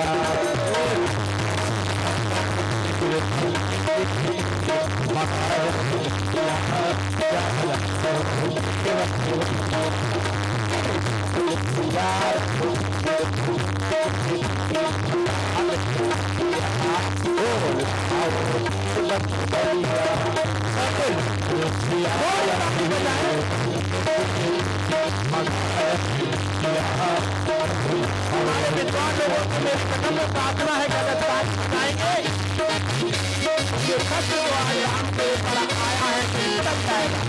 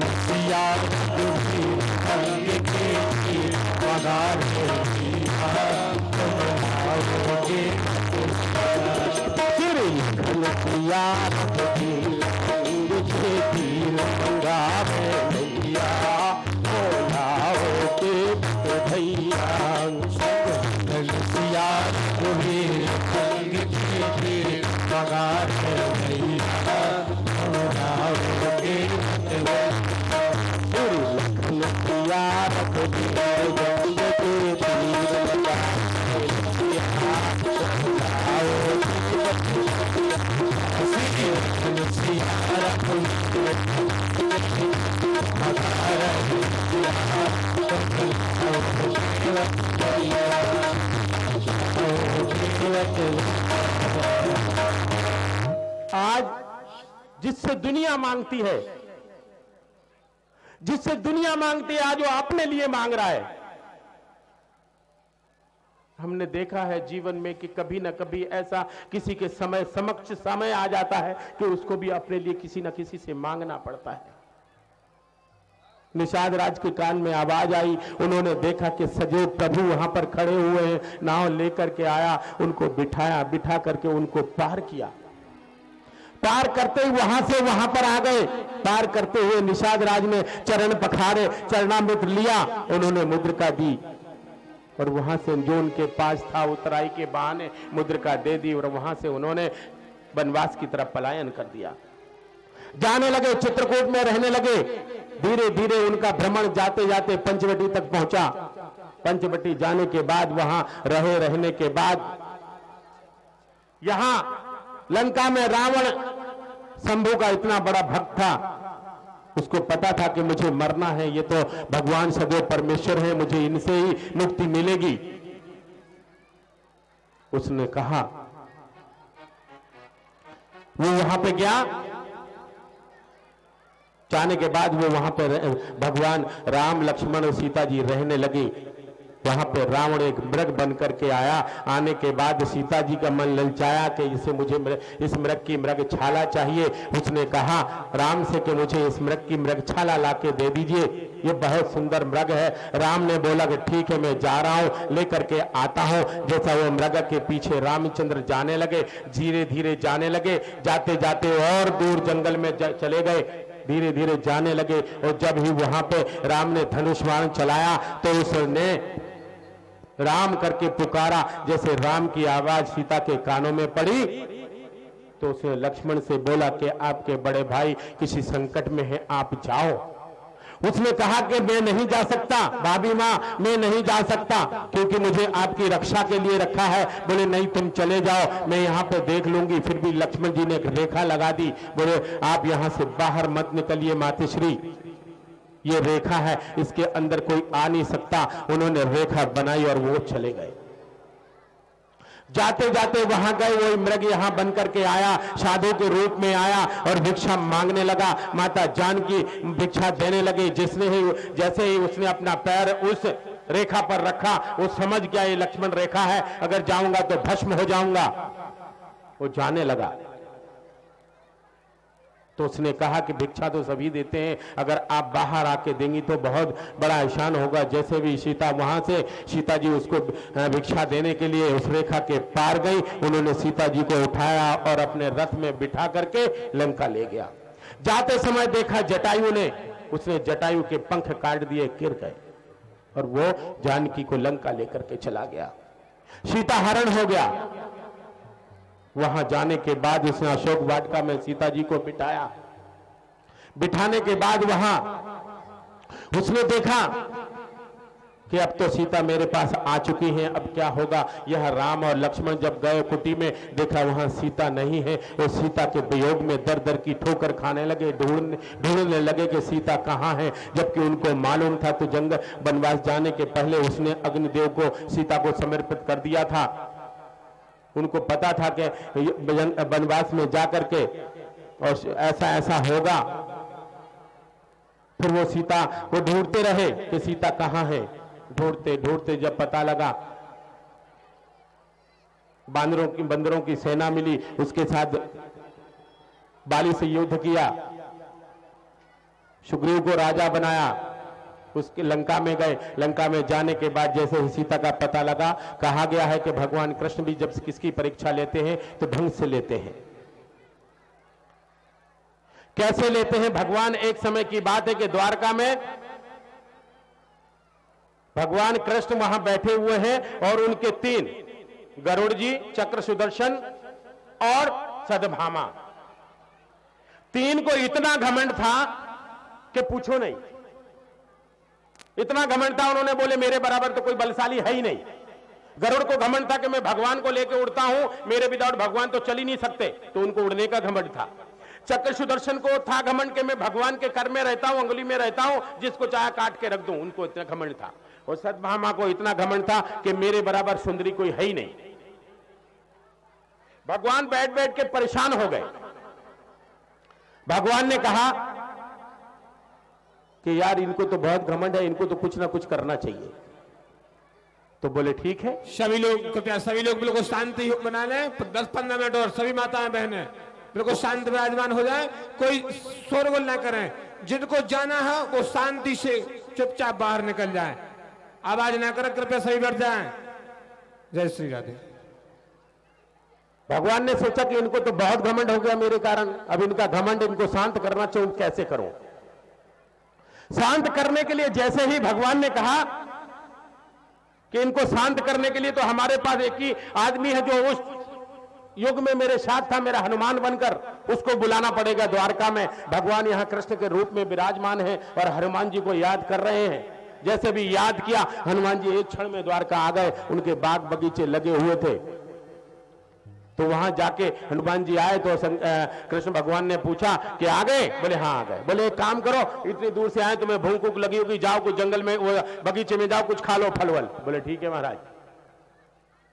चले गए खाने के लिए। अब हनुमान जी बंदर की जात, उन्होंने एक फल तोड़ा, मीठा लगा, खाया नहीं तो फेंक दिया।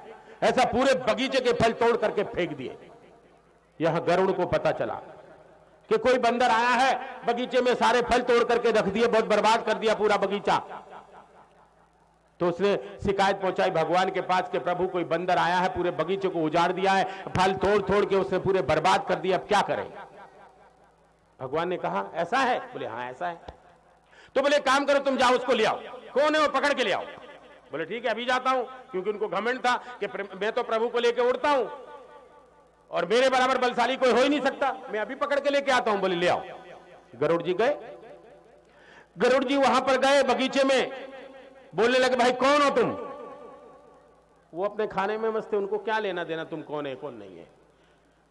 तो उन्हें बोला ए भाई बंदर, तुम बगीचे में क्यों बर्बाद कर रहे हो? उन्होंने कोई जवाब ही नहीं दिया। जान दे, बकना बकता है बकने दे, मेरे को खाने से मतलब खा रहे हो। तो बोले भाई मैं आपको बोल रहा हूं, आपको सुनाई दे रहा कि नहीं? तो हनुमान जी बोले कौन है बे? आज की भाषा में बोल रहा हूं, माफ करिएगा।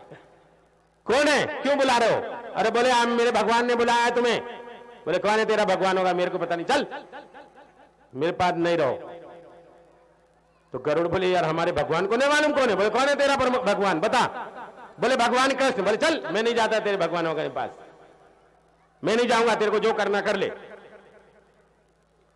गरुड़ बोले यार ये तो आदमी टेढ़ा दिखाई दे रहा है। बोले मैं नहीं जाऊंगा, तुमको जो करने का कर लो। गरुड़ जी आए वापस भगवान के पास। बोले प्रभु वो आदमी तो आधा बंदर तो आधा टेढ़ा दिखाई दे रहा है, उसको कुछ बोले तो सुनता ही नहीं है। पहले तो 1 घंटा वो सुना नहीं, वो सुना भी तो उसने मेरे को ऐसे भगा दिया जैसे मैं कोई भिखारी हूं। बोले क्यों, क्या बोला? अरे मैंने बोला मेरे भगवान ने बुलाया चलो। बोले गरुड़ जी तुम बेवकूफ हो। बोले क्यों? बोले तुम्हें ऐसा थोड़ी बोलना चाहिए कि चलो मेरे भगवान ने बुलाया, कैसे बोलेगा तो कभी नहीं आएगा। तुम बोलो वहां कि भगवान राम ने बुलाया है, सीतापति राम ने बुलाया है, चलो आ जाएगा। बोले ठीक है। अब वो फूल के और गए गुमान से कि अब तो आना ही आना है, कुछ भी करो। गए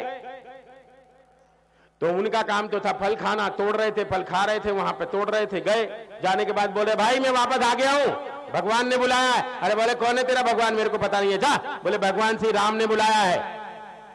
हनुमान जी बोले अच्छा राम ने बुलाया है? बोले ठीक है रुक जाओ, तुम खड़े रहो, मैं आता हूं, थोड़ा खा लेता हूं फल वगैरह, आता हूं, तुम चलो। अब गरुड़ जी बोले भाई तू मेरे पीठ पे बैठ जाना, 2 मिनट में तेरे को लेके चलूंगा। अब उनको क्या मालूम पवन पुत्र हैं। बोले तुम मेरे पीठ पे बैठ जा, 2 मिनट लेके चलूंगा। बोले कैसा आदमी है तू? ये तो मेरे प्रभु की सीट है, इस पर मैं कैसे बैठ सकता हूं? अरे बोले बैठ जा, मैं ले। बोले ठीक है तुम जाओ, मैं आता हूं। नहीं माने। गरुड़ जी बोले नहीं चलोगे तो पकड़ के लेके जाना पड़ेगा, उठा के पटक दूंगा नहीं तो मैं तुमको। अब गरुड़ जी को तो घमंड था क्योंकि वो भगवान को लेके चलते थे। हनुमान जी बोले भाई समझ जा, सुधर जा, सुधार रहा हूं तेरे को, तो सुधर जा, सुधर जा, अभी भी वक्त है। ठीक है, नहीं माने गरुड़ जी। बोले नहीं तेरे को तो चलना ही पड़ेगा, मेरे पीठ पे बैठ के लेके चलो। बोले हट मैं नहीं जाता, तेरी पीठ पे नहीं बैठता क्योंकि मेरे प्रभु की गद्दी है, मैं नहीं बैठूंगा।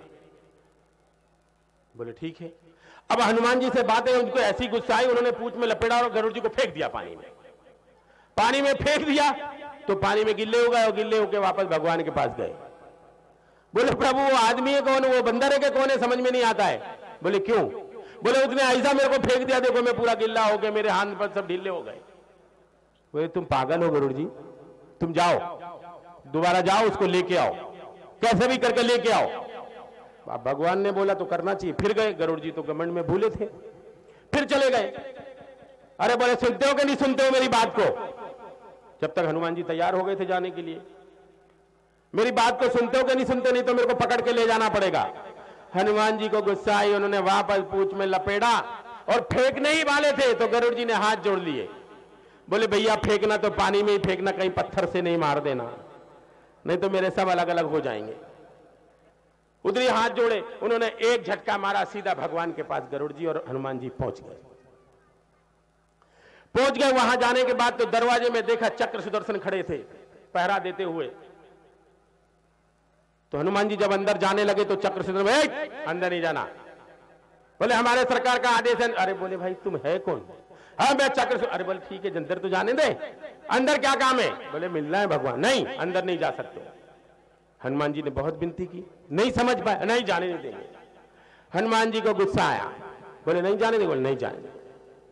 फिर हनुमान जी ने बोला जाने दे, बोले नहीं जाने। उनको गुस्सा आया, उन्हें उठाया मुंह में रख दिया।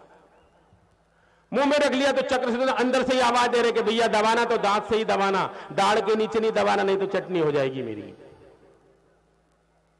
अब वो जैसे तैसे अंदर गए तो भगवान बैठे थे वहां पे। भगवान तो थे वहां, राम के रूप में बैठ गए। सद्भामा बैठी थी, वो तो इतनी खूबसूरत थी कि बार बार अपने को देख रही थी कि मेरे बराबर तो खूबसूरत कोई नहीं है। और उन्होंने सीता का रूप धारण कर लिया, जबकि भगवान ने बोला था कि तू सीता का रूप धारण नहीं करना, वो पैर नहीं छुएगा तेरा। लेकिन सद्भामा मानी नहीं, वो अपने आप को इतनी सुंदरी समझती थी कि मेरे बराबर से सुंदर संसार में कोई है ही नहीं। हनुमान जी जैसे तैसे अंदर गए। अंदर जाने के बाद भगवान ने पूछा हनुमान जी से कि भाई गरुड़ जी कहां हैं? तो गरुड़ जी देखा वो कोने में भीगे दबे हुए बैठे हुए थे वहां पे।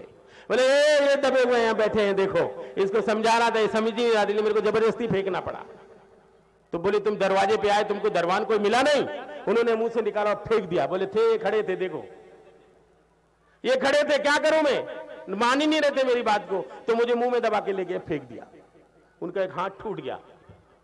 वहां सद्भामा देखा तो जानकी रूप में बैठी थी, बार बार अपने आप को देख रही थी कि मैं तो बहुत सुंदर हूं, मेरे हनुमान जी पैर छुएंगे आकर के, क्योंकि सीता तो मां थी। तो भगवान के पास जाकर के हनुमान जी ने कहा कि महाराज मैंने बहुत सी दासी देखी है आपको, एक नई दासी ये कहां से लेके आए आप? मैंने तो कभी नहीं आपको देखा कि आपके पास कोई दासी है, लेकिन ये दासी कहां से लेके आए? क्यों राम तो मर्यादा पुरुषोत्तम थे, उनके पास तो एक ही थी। भगवान कृष्ण के पास तो बहुत थी, लेकिन उनके पास एक थी। तो उन्होंने बोला कि महाराज मैंने तो एक ही को जानता हूं, लेकिन ये कहां से लेके आए? भगवान ने तीनों को समझाया। तीनों का जो घमंड था वो चकनाचूर हो गया। तीनों हाथ जोड़ के खड़े हो गए कि ईश्वर ये घमंड भी आप ही देने वाले हैं, और घमंड भी आपने दिया है तो हमारा घमंड भी चूर चूर आपने ही किया है।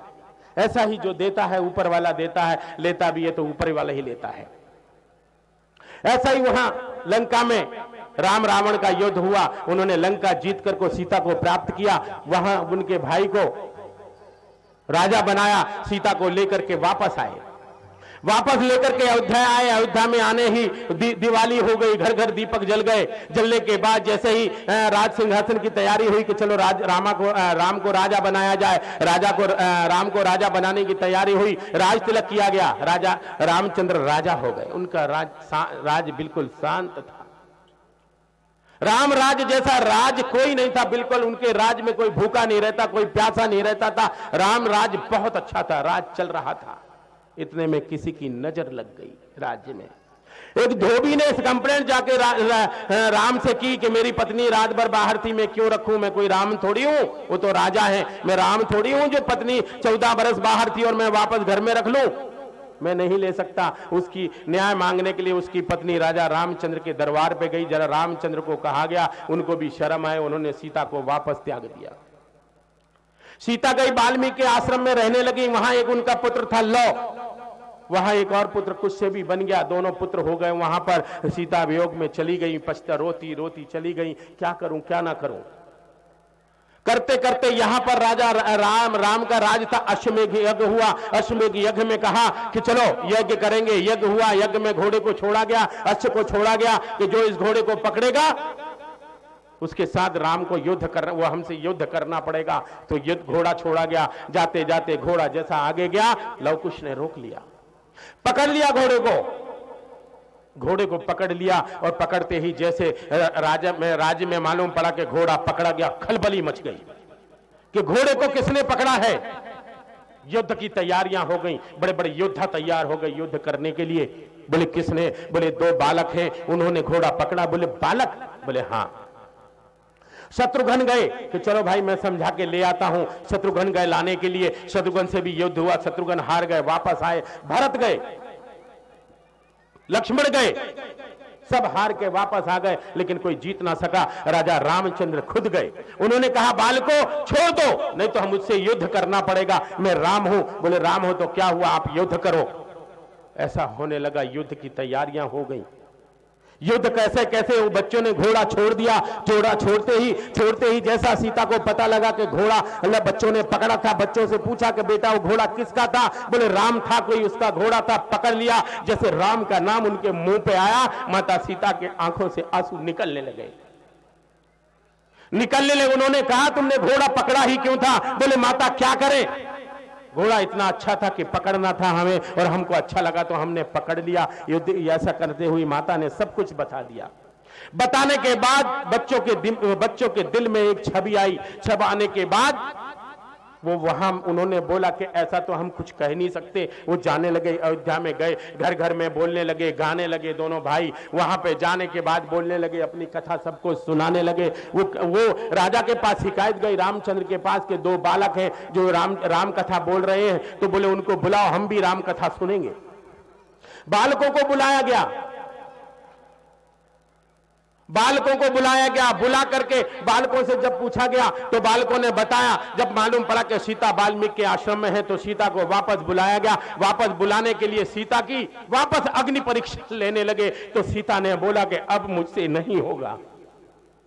मेरी जिंदगी में मैंने कहीं कुछ नहीं देखा है, लेकिन राम अब मुझसे ये नहीं होगा, मैं नहीं सुन सकती, मैं नहीं कर सकती।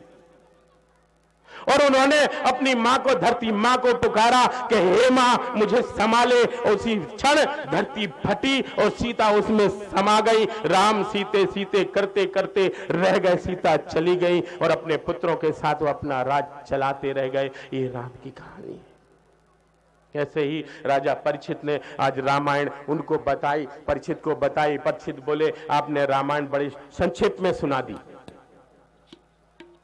तो बोले रामायण ऐसे ही है। बताते ही जो कथा परीक्षित को सुखदेव जी ने बताई और कल बताएंगे, इसके बाद जो कल बताएंगे वो हम भी आपके साथ में रहेंगे। आज के लिए बस इतना ही।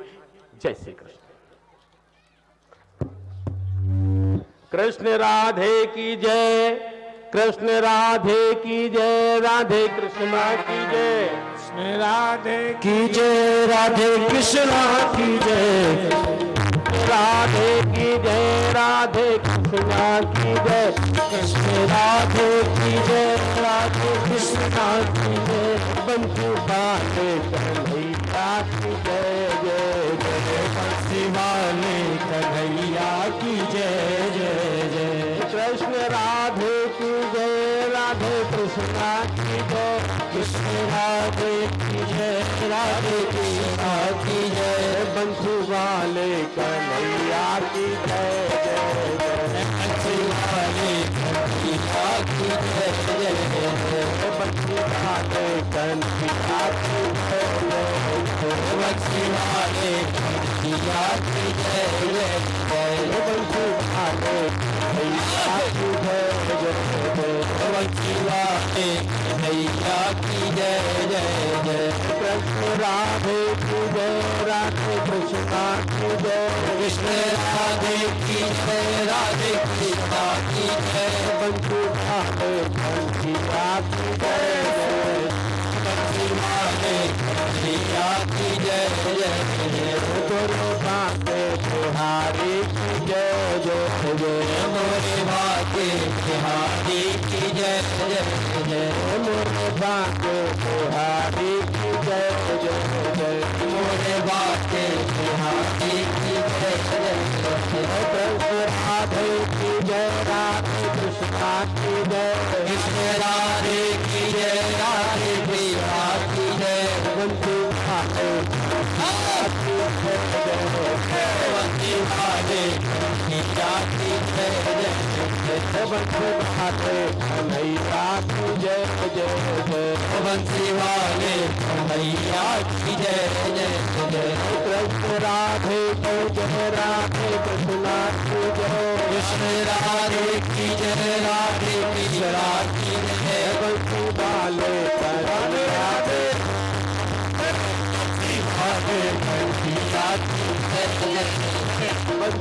वाले कन्हैया की जय जय जय, बंसी वाले कन्हैया की जय जय जय, बाके बिहारी की जय जय जय, सबके बाके बिहारी की जय जय जय, सबके बाके बिहारी की जय जय जय, सबके बाके बिहारी की जय जय हो सबके बाके बिहारी की जय जय जय, कृष्ण राधे की जय की जय, बंसी वाले कन्हैया जय जय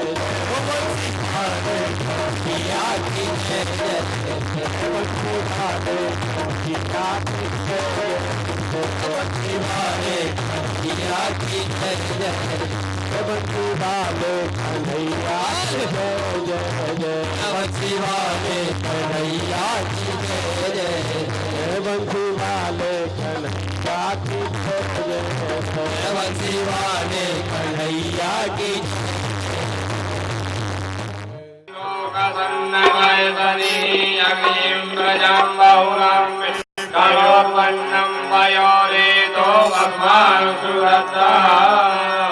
ओम जय जगदीश हरे, स्वामी जय जगदीश हरे, भक्त जनों के संकट दास जनों के संकट सर्वे दूर करते। ओम जय जगदीश हरे, जय जगदीश हरे, स्वामी जय जगदीश हरे,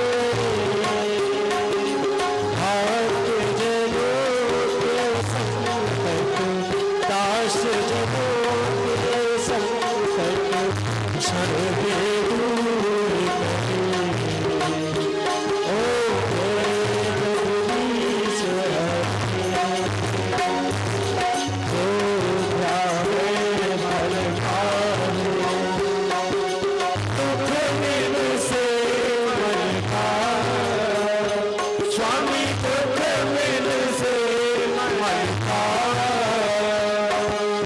सुख संपत्ति घर आवे, सुख संपत्ति घर आवे, कष्ट मिटे तब पावे।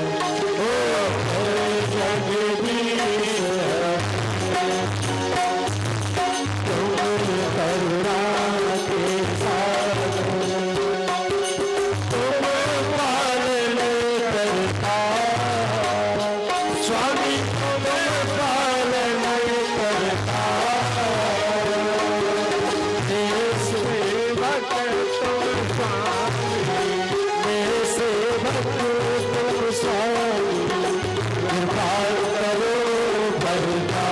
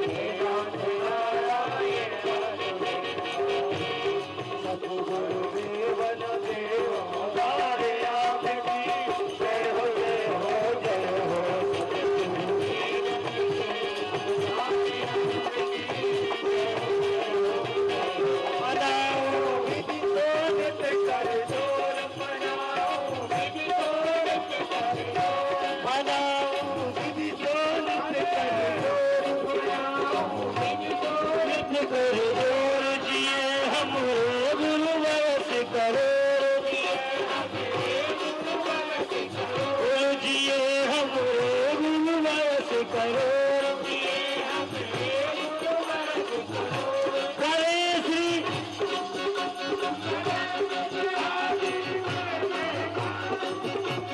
श्रीमन जय देवा आपकी जय हो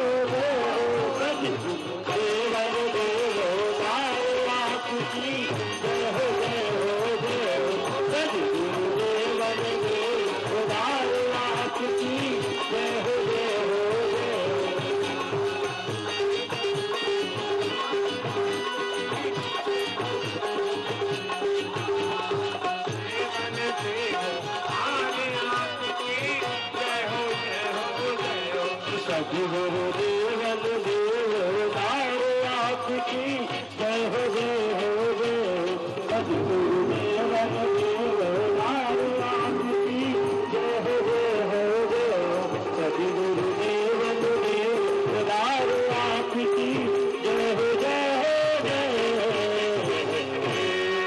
गौरी कृष्ण कन्हैया लाल की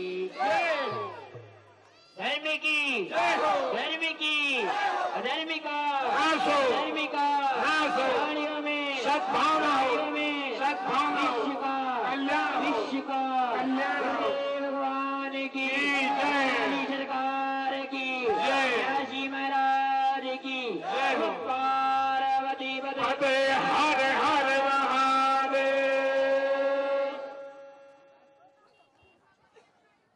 है कि कल प्रातः काल 8 बजे यहाँ पर पधारें और शिवलिंग निर्माण करने में सहयोग करें। आप लोग प्रातः काल यहाँ पर 8 बजे आए और 12 बजे तक शिवलिंग निर्माण करें। इसके बाद 12 बजे से श्री रुद्र महा अभिषेक प्रारंभ होता है। इसके बाद शिवलिंग निर्माण कार्य समाप्त हो जाता है। आप लोग से निवेदन है कृपया कर प्रातः काल पधारें और कल भगवान परमानंद आप स्वयं जानते हैं माता बहन भगवान श्री कृष्ण के जन्म में हमें क्या आवश्यकता पड़ती है तो वो आप स्वयं यथाशक्ति आप अपने ग्रह से बना करके यथाशक्ति दूध दही घी शहद मिक्स करके पंचमेवा जो भी आपको लाना हो भगवान के चरणों में अर्पण करने हेतु आप ला सकते हैं। जय श्री कृष्ण जय श्री राधे।